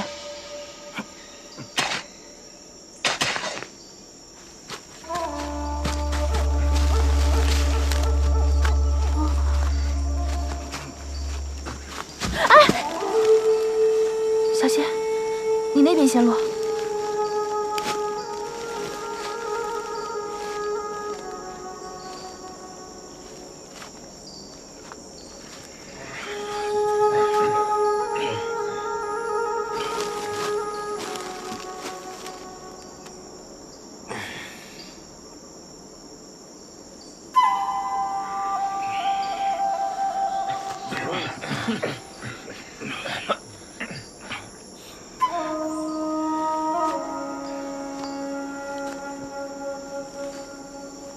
多谢大人。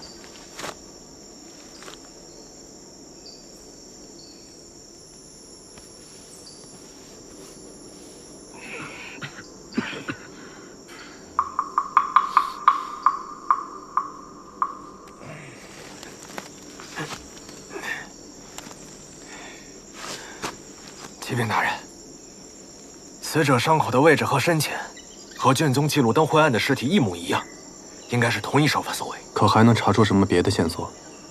大人，以我的经验，尸体腐烂的那么严重，大概是找不到什么线索了。你的经验？大人，祖师爷教导我说，验尸是需要时间的。把尸体运回去，给陈武做尸检。是，是大人。把尸体带走。是。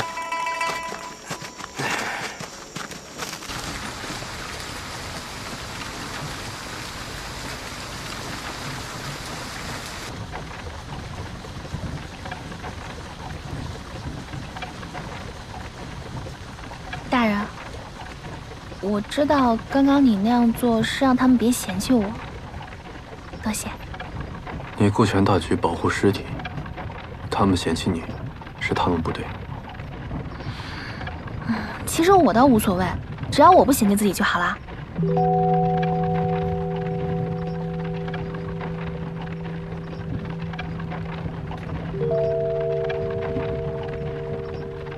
你这什么眼神啊？我说错了？以前的你，可说不出这样的话。哎呀，人是会变的嘛。再说了，大人你也说了，境随心转嘛。可是一个人，在短短的时间里，真的会发生这么多的变化吗？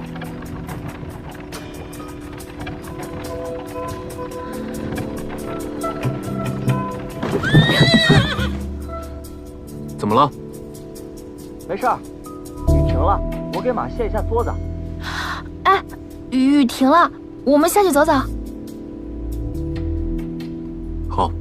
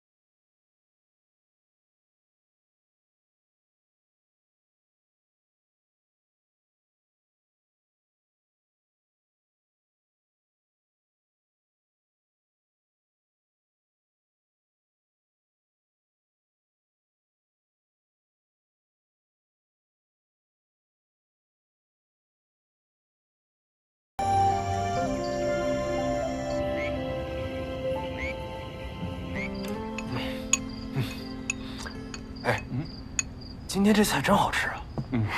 回来了啊，坐这儿。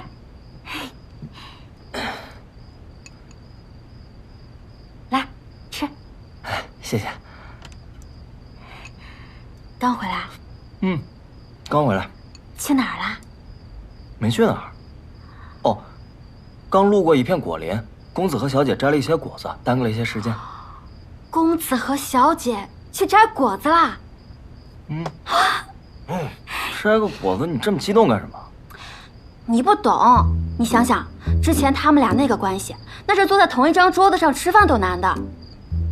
后来呢，虽然缓和了一点，却也只是就事论事，丁是丁，卯是卯。那这表面上看呢，是你家公子陪着我家小姐去摘果子，但实际上是我家小姐长久以来的耕耘灌溉，在你家公子的心里开花结果了。你真是想太多了。今日上官小姐为了保护尸体立下功劳，公子怕她饿坏了，就关心了一下，体恤下属而已。更何况是我要卸马梭子才停的车，并非公子本意。你别吃了，还我！我是说，所有的你都别吃了，给我！什么都不懂。哎，怎么还生气了？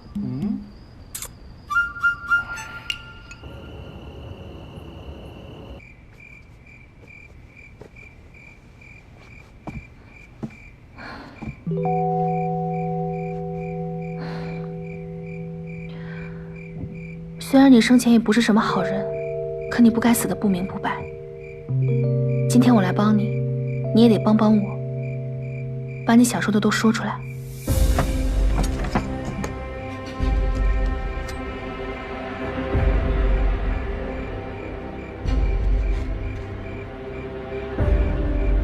伤口与灯会记载一致。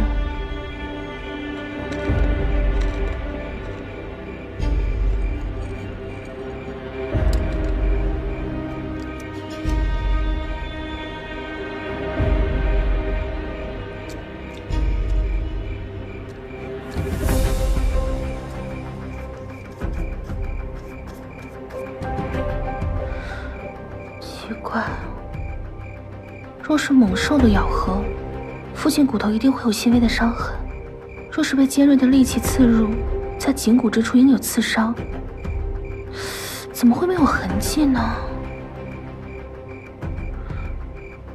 若非猛兽咬合，普通的刀枪剑戟也不可能有这样奇特的伤痕，除非……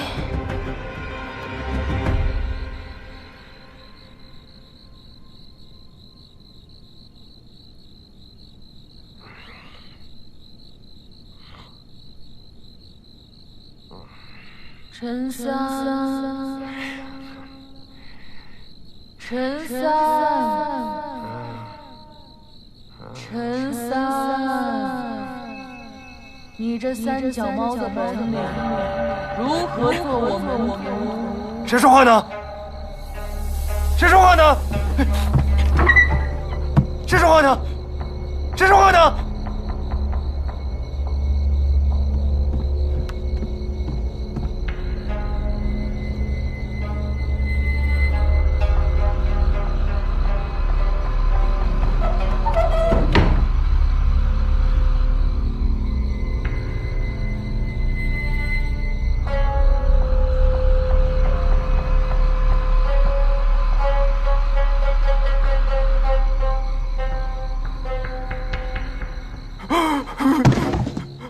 祖师爷，原来是祖师爷在跟我说话。祖师爷莫怪，小弟有眼无珠，小弟有眼无珠，小弟有眼无珠。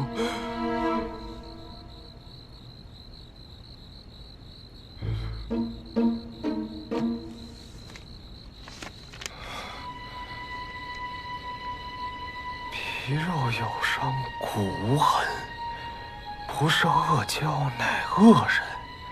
若想寻迹查真凶，一行凶器变为真。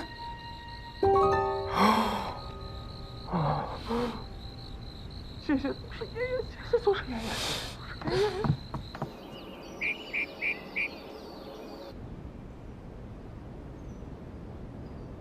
等等，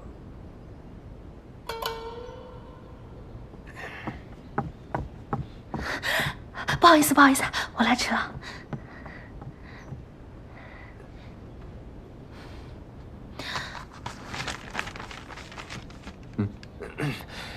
启禀大人，小人昨夜夜里想着大人的嘱托，是左思右想，夜不能寐啊。后来小人把平生所学悉数试了一遍，虽然弄到了深更半夜，但是功夫不负有心人。你可真会终于让我找到问题所在。说重点。是，这个死者的这个伤口是在皮肉上，但是骨头却没有留下任何伤痕。以小的所见的话，造成这种情况，想必是一种异形兵刃。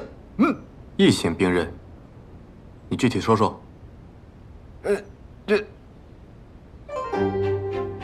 祖师爷没说呀，真是一点脑子都不动啊！陈仵作真是一语点醒梦中人。如果这个凶器的顶端有3根尖刺，两细一粗，两长一短，只要长度能刺破皮肉但不伤及骨头，那就可以造成灯会死者的伤口模样，是吧，陈仵作？回大人的话，小的平时不习武，所以对上官小姐说的这种，小的无法确认。上官芷，既然你想清楚了，不妨画出来。那我试试啊。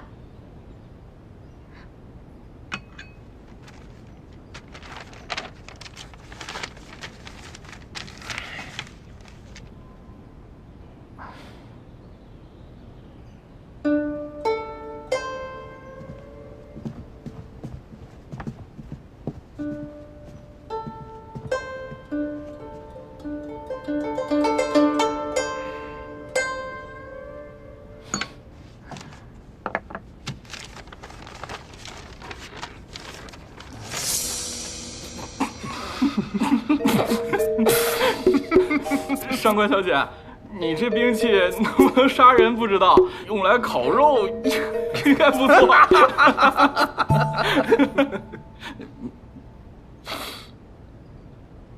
再消魂儿。上官芷，接着说该怎么用。好。这种兵器呢，可能会用作2种用法。如果它正常发力的话，就可以当做寻常的剑使用；但是如果使用巧力，用顶端这3根尖刺，那就可以造成现在的伤口。这3根尖刺，短的可以起到辅助作用，长的可以致命。刺入天突穴的就是这2根长的，上面有锋利的剑棱，所以伤口平整。下面有托，只能刺入2寸，因为刺入不深，所以伤不到骨头。那凶手用这么复杂的东西杀人，有什么必要呢？一个闺阁大小姐，怕是连兵刃都没见过，只不过是异想天开罢了。想法是对是错，跟是男是女有什么关系？你要是想驳斥，就拿出更好的推理来。大人，我们是见识浅薄，可是上官小姐这也只是推测，也无法证明就证明是真的呀。这对查案有什么好处？我们没见过，那就去找可能见过的人。上官芷，拿着你的画跟我去验证一下。验证？哎，大人，等等我。大人还真信了。这里关着的大多都是江湖上的亡命之徒，他们中或许有见多识广之辈。大人，你真信我？穷尽所有可能，剩下的那种，哪怕是天方怪谈，也是真相。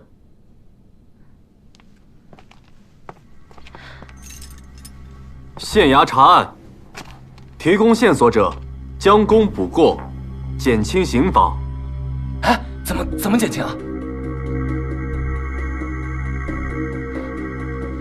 提供此异形兵刃线索者，重罪轻罚，轻罪释放。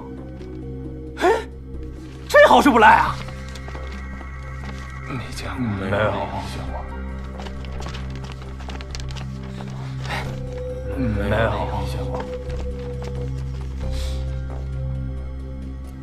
没见过。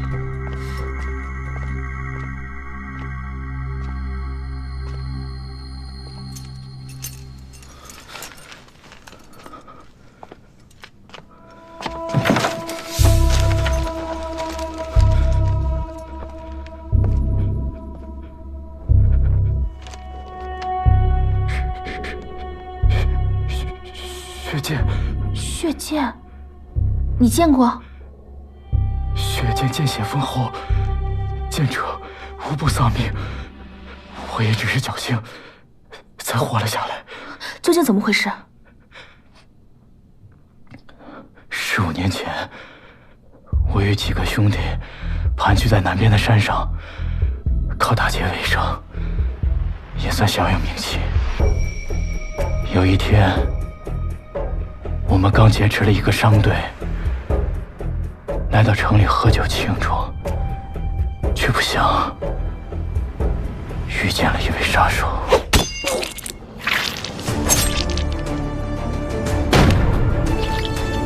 一剑取血，一血养剑。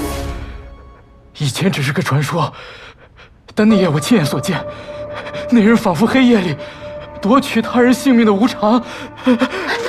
那一幕，我这一辈子也忘不了。也不知道这个人究竟是谁。我知道是谁。曾经的河阳第一杀手，现在的积善堂堂主顾雍。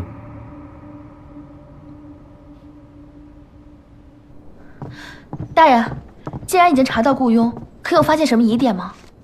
顾雍的吃穿用度十分讲究，每季都会派人去外地大肆采买。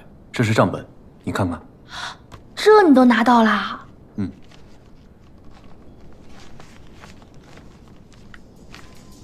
玛瑙、珠玉、仕驴房的鞋子、秀云楼的衣服，好家伙，这规格堪比帝王。一个表面上那么市侩的笑面虎，背地里却做着杀人的生意，过着帝王般的生活。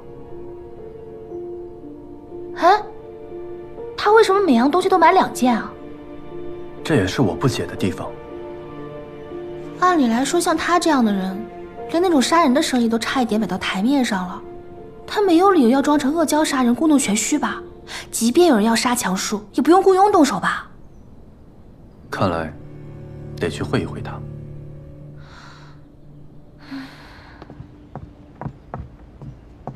启禀少主，属下查到前日有一木匠失踪，至今音信全无。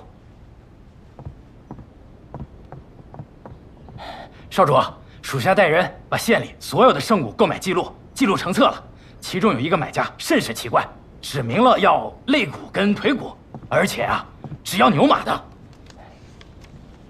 什么人啊？积善堂。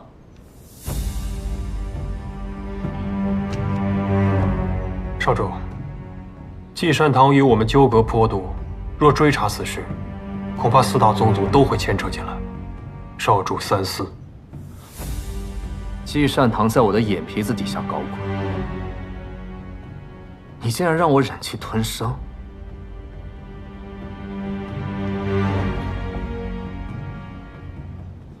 我倒要看看顾雍这个老小子究竟要干什么。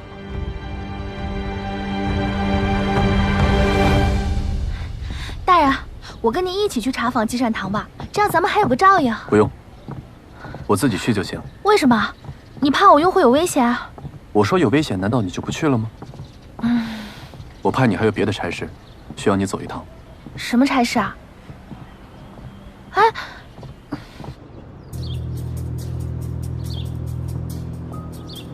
刘捕快，潘大人说你这边有线索，让我跟进一下，是什么线索啊？之前大人问过我令牌失窃的事儿，让我找到当年负责此事的孙捕头，今天总算找到了。那太好了，走吧。走。雅克居。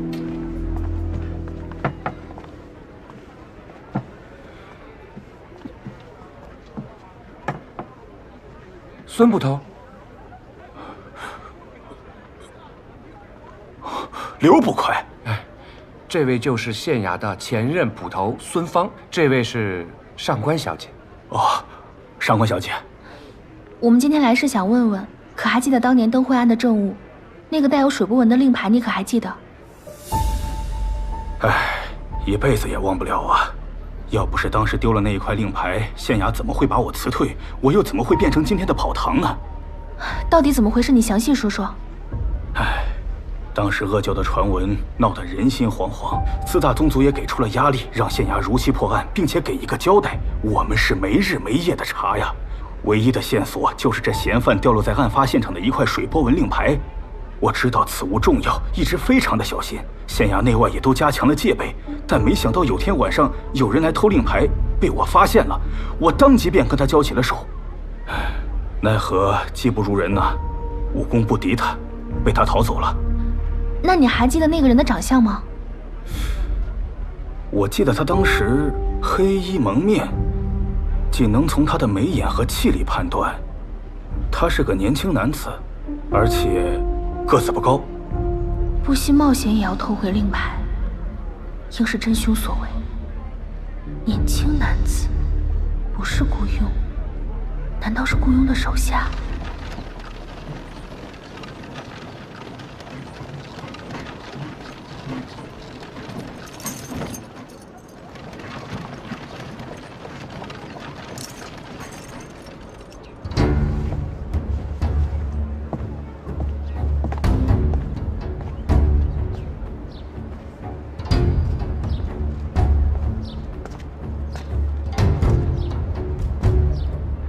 卓少主也查到积善堂了。潘大人速度倒也挺快。听闻银雨楼和积善堂是河阳最早的2大势力，想必你们私下交情很深吧？想套话？卓少主多虑了，不过是随便问问。潘大人，请吧。好。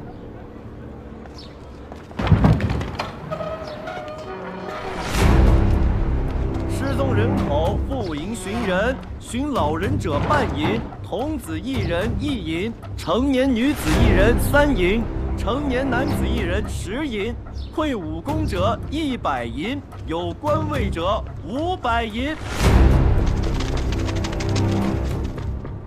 打着寻人的幌子，实为买凶的集市。我也从未进来过，想不到这里面竟是这般光景。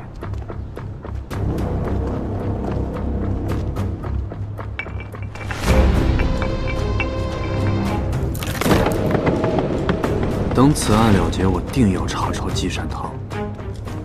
你银雨楼作为4大宗族之首，到时别横加阻挠啊！你若真有本事，我银雨楼不会插手，绝无二话。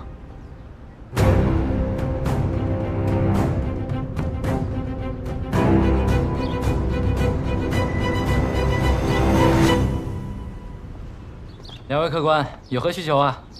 我想跟你们顾堂主谈一笔大生意。啊，我也有笔大买卖，要找你们顾堂主。好说好说，500两以上的买卖都是我们堂主亲自接待。听，500两就能见你们顾堂主啊？你们顾堂主毫无架子吗？我们堂主的座右铭就是有钱不赚非君子。我刚听闻，官员之价是500两。正是。那好，我要悬一官员。这么眼熟啊？你们，那说明啊，适合做生意。啊，也对也对。2位确定是要潘大人的命？是。哎呦，潘大人可贵呀，一口价500两。不问原因。哎，取人性命，无需缘由。500两。哟，直接给金子呀？也好也好啊。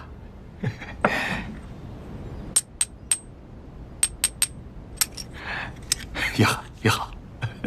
我听说积善堂不仅能帮助主顾杀人，还能按照主顾的心意，用任何方式杀人。那是当然，本堂宗旨：杀人取命，消仇除怨，力促天下太平。方式方法呢，刀具斧钺，火烧水淹，抠心挖甘蔗都行。啊，只有你们想不到的，没有我们做不到的。就是这些花活呢，得加钱。好，那就再加500两。要花活，好好好好好。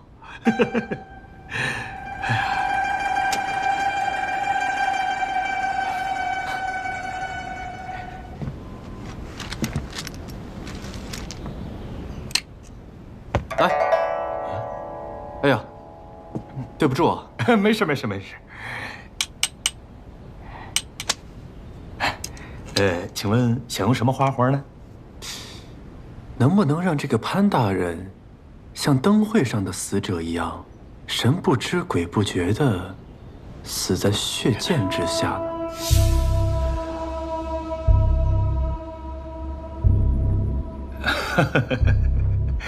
哎呀，谁在那儿胡说八道呀？这个血溅跟灯会案哪有关系？老夫封建多年，这些活呢都是弟子干的，我都不会实践了。你是赝品，自然不会。让真正的雇佣出来说话。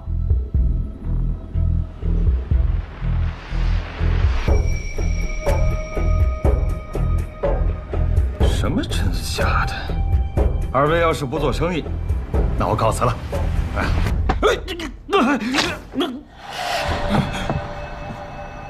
你怎么知道它是假的？河阳第一杀手，一点杀手的警觉都没有。而且他的脚很大，走路却很怪异。我原本以为他有脚疾，可后来无意间，在季善堂外出采买的账本里发现，无论是衣服还是鞋子，都一样买了2份，这便让我起了疑心。说吧，真正的雇佣在哪儿？来人！敢在季善堂撒野，我看看自己长了几个脑袋！拿下！潘大人在此，谁敢造次？卓少主在此，谁敢放肆？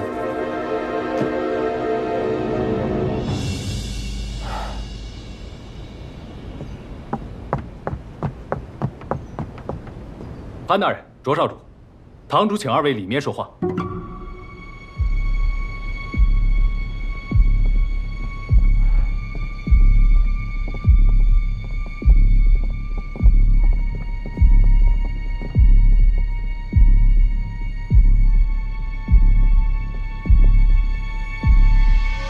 顾堂主，久仰了。卓少主，潘大人，终于见面了。所以你这些年，就是拿一个赝品来打发我。顾堂主，你未免太不把我银雨楼放在眼里了吧？我每杀一个人，就至少多一个向我寻仇的仇家，所以这些年，我不是应付你，是每一个傀儡说的话，都是我要说的话。所以你的这些替身，应该都没学过血剑吧？血剑乃我顾家不传之秘。2位来此，我知道什么目的。灯会案跟我没有关系。我能看看血剑吗？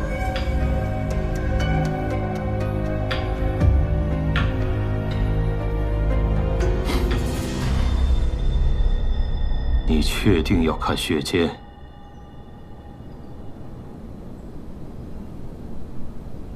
好，我就让你看看。来人，把血剑拿来。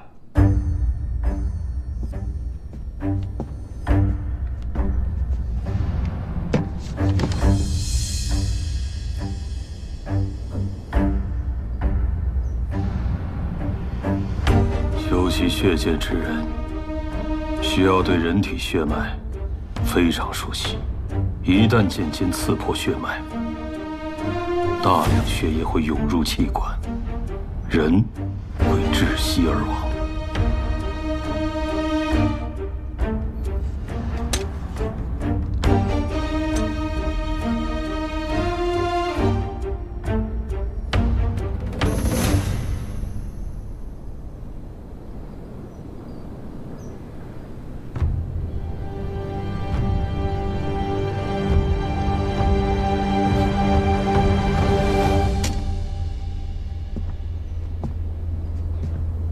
四大宗族都曾关注灯会一案，为何你之前一个字都不说？与我无关之事，我说什么？所以，当你知道我要重开旧案，便伪造恶蛟闹妖，误导县衙。什么灯会啊，恶蛟啊，通通都与我无关。你们可以不信我，但是这个要信吧？你的手，10几年前，我被仇家挑了手筋，我就封建了。灯会案发生之后，我也怀疑会有人栽赃于我。我去查看过尸体，伤口是右手所为。我看到尸体的伤口是在天突穴偏左，而且刺入的方向也是从左至右，所以我就猜凶手应该是右手持剑。那顾家还有其他人会血剑吗？独子顾山会，令公子5年前病亡了，此事少主知道吧？确实有所听说。好了，看在卓老当家的份上，我已经跟你们说了很多了。是我们唐突了，顾堂主，告辞。站住！少主可以走，潘大人，你得留下。祭善堂规矩，收钱绝命。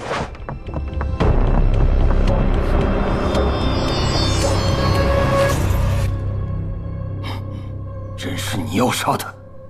我反悔了，想暂且留他一命。晚了，血溅一出，必送人命。你再不躲开，我不能保证你的安全。顾堂主，你不会真的以为卓少主毫无准备就敢来硬闯祭善堂吧？您若是再不住手，恐怕下一步就是银雨楼大举进攻祭善堂了。你会因为一个外人跟我撕破脸皮吗？顾堂主应该也听说过吧？我是为了一名女子所做的这些。这名女子将来可是要做银雨楼少夫人，你说她是外人，还是内人？无稽之谈！顾堂主若是今日非要杀她，先死的必然是我。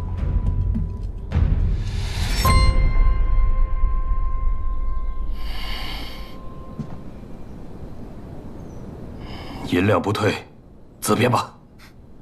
告辞。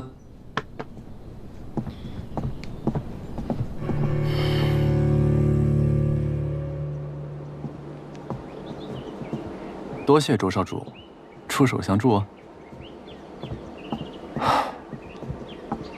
有没有看出些什么？说辞无懈可击，定是早就准备好。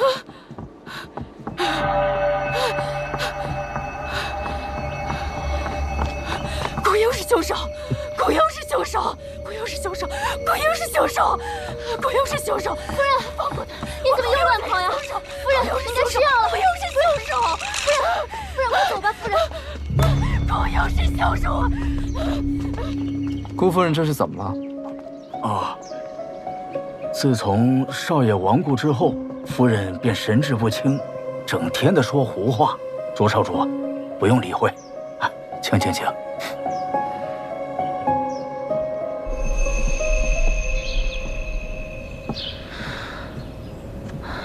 潘大人怎么还不回来啊？会不会出什么事了？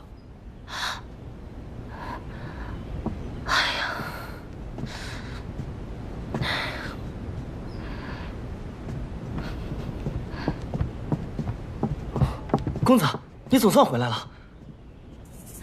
你俩怎么凑一块儿了？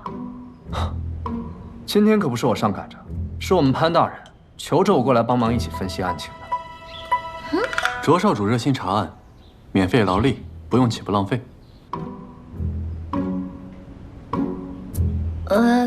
行了，那个不打哑谜了，说点我们能听懂的。如此说来，血溅符合灯会案大部分特征，那个蓝紫色伤口又怎么解释啊？尚未可知，但我们知道的是，雇佣的右手已废，而凶手用的正是右手，所以雇佣的嫌疑算是排除了。我不太明白，这雇佣本可以不用全盘托出的。难道不是卖你卓少主一个面子啊？你觉得他像是在乎我面子的人吗？还有一种可能，雇佣看似坦白，其实是为了转移注意，掩盖真正的真相。还记得我们走的时候，雇佣的夫人嚷着说，雇佣是凶手。或许，他夫人知道些什么。此人疯疯癫癫的，恐怕很难问出些什么。大人，小姐，饭已经好了。走吧，正好我也饿了。那我不是还得给你温壶热酒？哎，你们先去，我换身衣服，随后就到。吃个饭还要换衣服，矫情。公子，真没想到，这上官小姐跟银雨楼少主打得竟如此火热。你觉得卓兰江对上官芷是出于真心？应该是吧，不然他堂堂一个少主，整日出入我们县衙，又尽心尽力的帮咱们查案，说只是为了沾花惹草，那他付出的未免也太多了些吧？这卓兰江看似孟浪，但是号令银雨楼这么多年，绝不是行事轻率之辈。但他刚见面2次就来上门送礼，这其中定有什么蹊跷。什么蹊跷？我要是能想到，那还叫蹊跷吗？哦。哎，公子，你怎么对上官小姐的事儿这么上心啊？难不成你真如灵儿所说那样？说什么？跟卓少主一样，也喜欢上官小姐？胡说什么呢？我是县令，他是县衙里的人，凡是县衙的人，我都该关心。哦，也是啊。反正不管怎么说，上官小姐跟卓少主走得很近。要是上官小姐答应他做了帮派夫人，那上官公子啊，肯定接受不了。帮派夫人？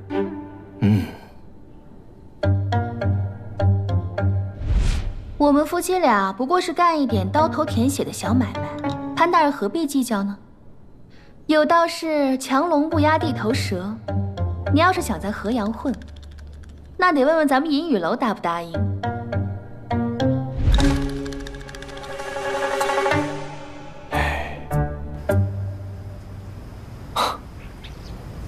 这潘大人可真大方，我刚为他花了1000两银子，就请我吃这些。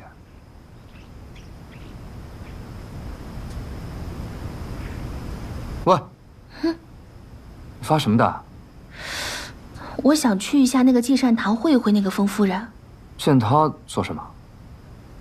我师父也是风正，我跟他相处多年，有应对的经验，说不定能问出什么线索。这雇佣家呀，守卫十分之严格。你也知道，我们今天是大闹了一番，是打了草又惊了蛇。想混进去，确实是不太容易。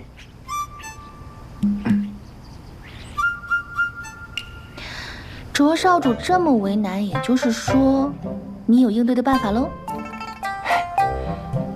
我从后院出来的时候，看到了个后门，不出意外的话，有办法让你混进去。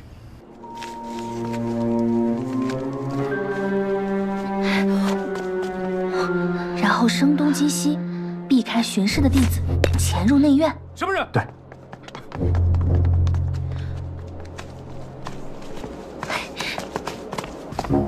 不是吧？你不是会轻功吗？干嘛钻狗洞啊？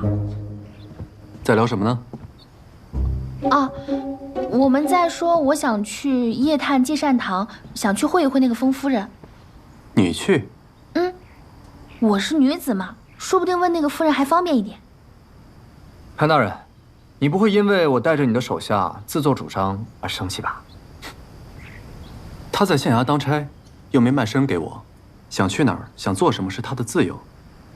不过我劝你，上官芷的小命，你可得保护好了。我那位兄弟脾气可不太好。那是自然。你们也知道，问题的关键在于如何调走雇佣。必须得想个计划能拖住他才行。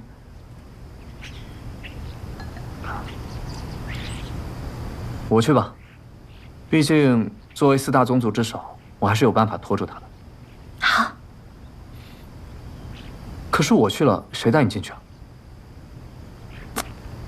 哎呀，对呀，怎么混进去啊？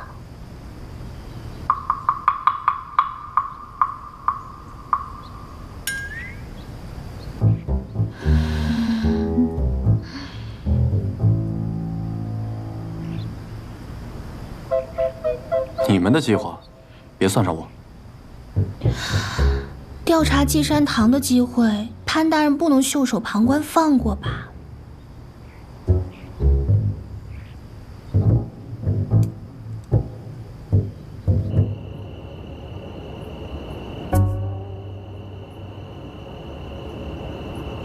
我把他交给你了，要是少一根汗毛，我跟你没完。准确的来说，是我们俩的安全都交到你的手里了。说好一个时辰，绝不会短一刻。我约了小生，完事之后我们老地方见。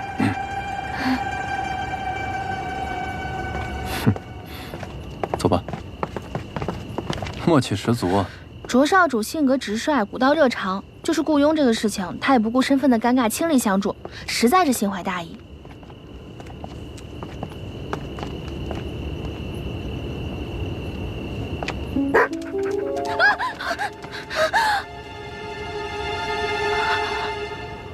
走了。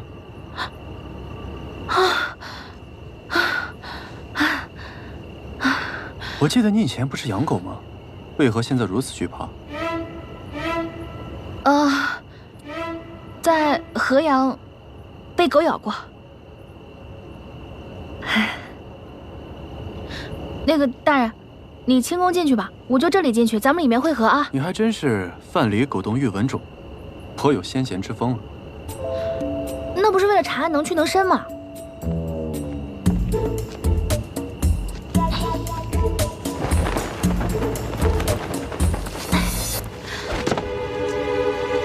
看，殊途同归吧。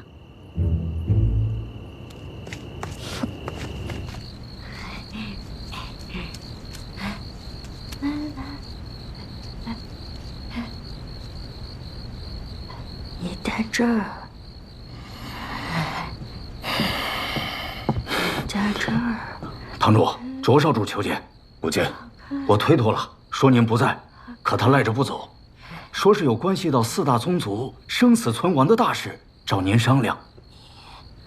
把你放这儿，放这儿。把那东西给他收走。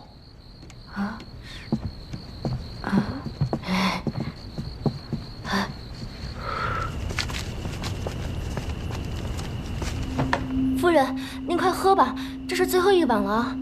我不喝有毒，这是堂主吩咐的。你要是不喝的话，我会被埋进后花园的。喝吧。看来风夫人的疯病是雇佣下药所致。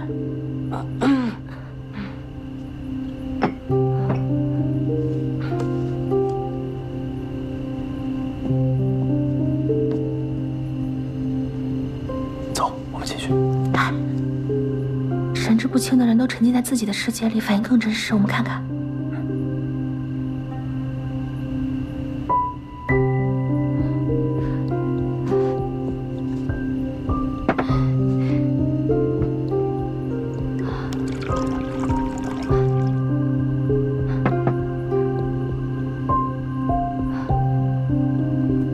他在捏什么呢？他在做饭呢。做饭？而且应该是给他很在乎的一个人做饭。你看他满足的表情。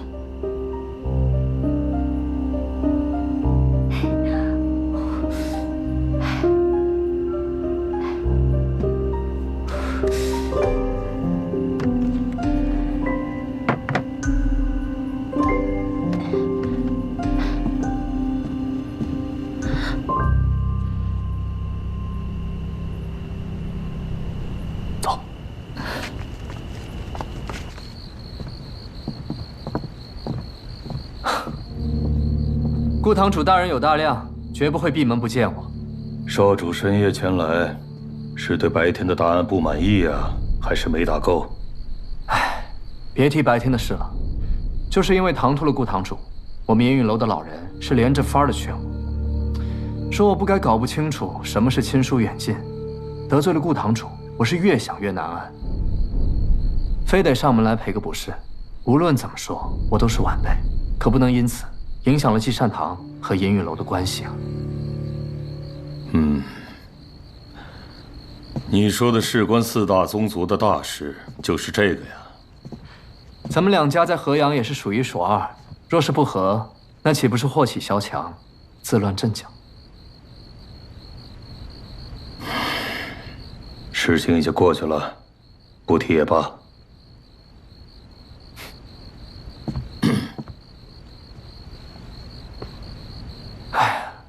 顾堂主果真是大人有大量啊！可我身为晚辈，岂能不识好歹？我连夜来到积善堂，就是真心为了道歉的。阿福，我知道顾堂主凡事皆有讲究。喏，这是我私藏的文君酿。本来啊，我是想着我大婚之日喝的，今日为了顾堂主，我杯酒请罪。没有这个必要。顾堂主，这杯敬酒，不喝不好吧？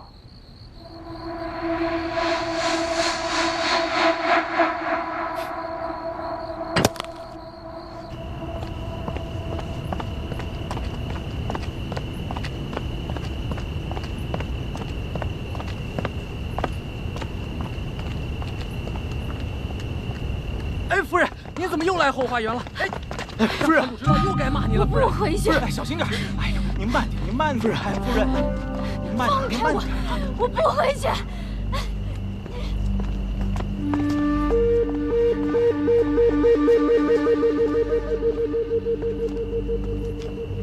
这不就是个花园吗？没有什么特别的呀。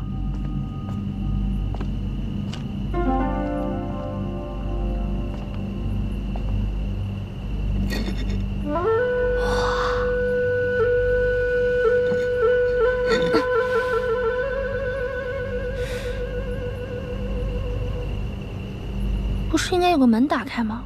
画本里都这么写的呀。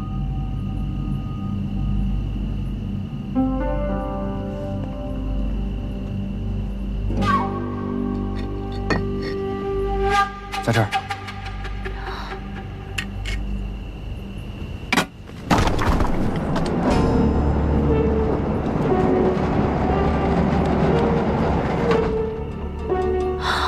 走。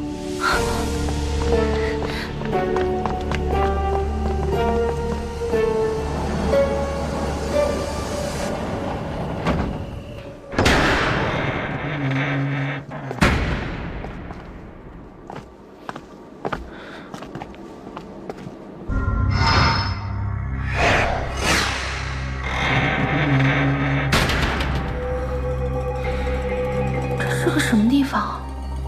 像是个地牢。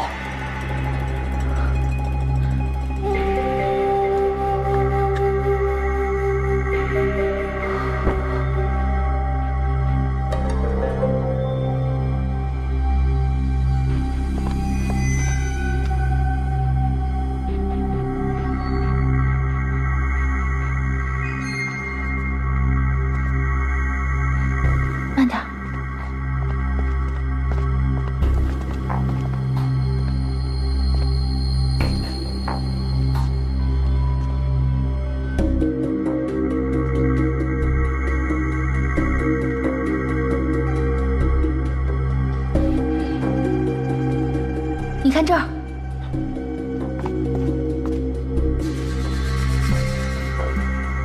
这痕迹和登幻死者的伤口一模一样。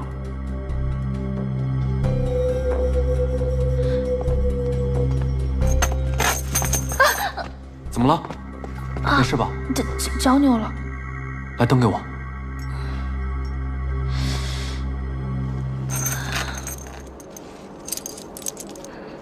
铁链都能挣脱，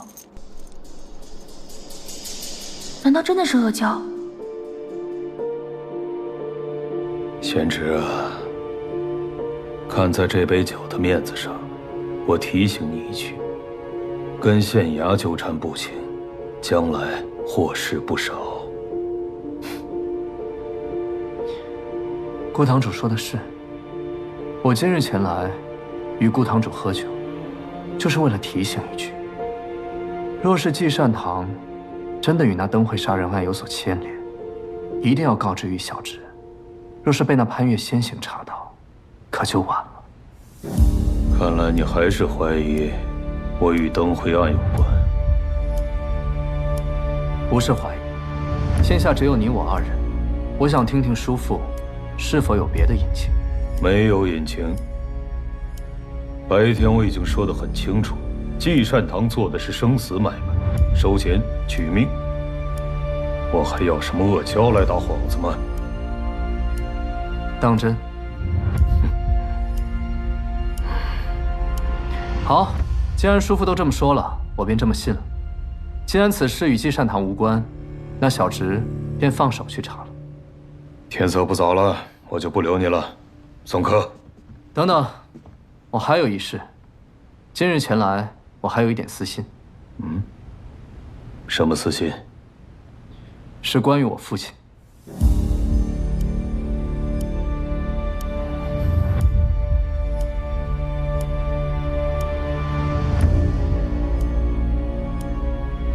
不管这里曾见惯的是什么，只怕现在已经逃走了。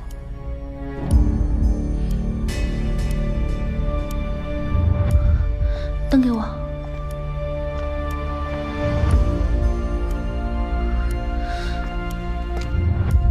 你看这儿，这像是手掌印。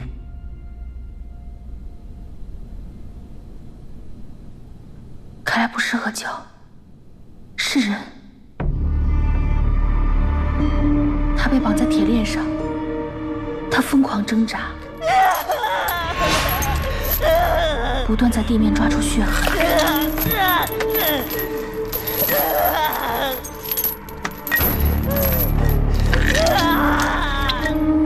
终于有一天，他挣断铁链逃了出去。对，一定是这样。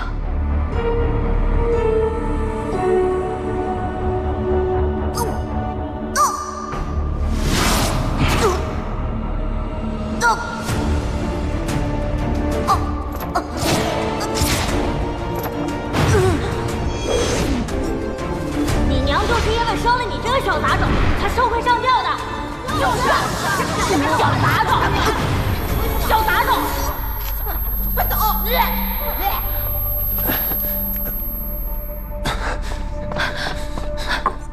怎么了，大人？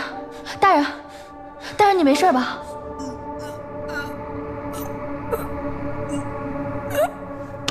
大人。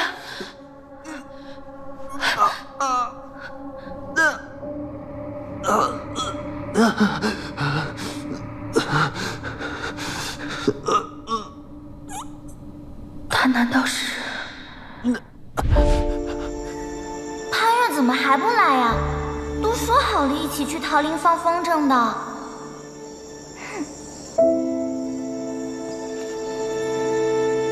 松手！哟，潘越，去哪儿啊？哎，你别走啊，我们的事儿还没结束呢。姓潘的，你神气什么呀？你不过就是个小杂种。司马亮，你不要胡说八道。我才没有胡说八道呢。你们说，他从头到脚哪一点像他爹的？你娘就是因为生了你这个小杂种，才受贿上吊的。到底别死！潘越，潘越，你松手！松手！潘越，你松手！他死了！潘越，你松手！知道你给我捅了多大的篓子吗？我没错，是他先骂我娘的，他该打。冥顽不灵！再问你错没错？没错。错没错？没错。我没错。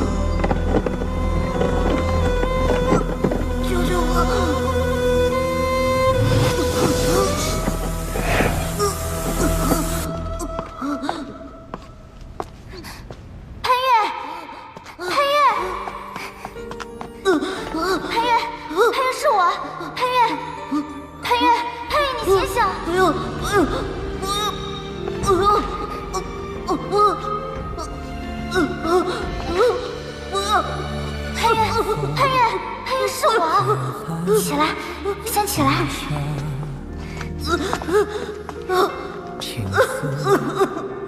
潘越，你还记得你教我的那首童谣吗？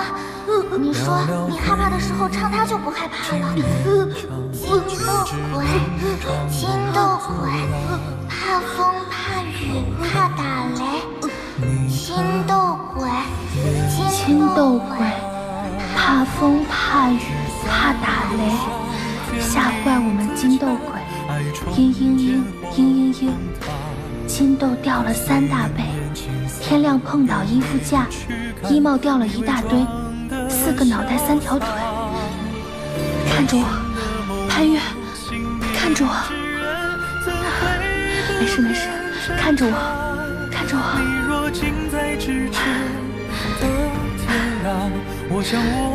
没事没事，别紧张。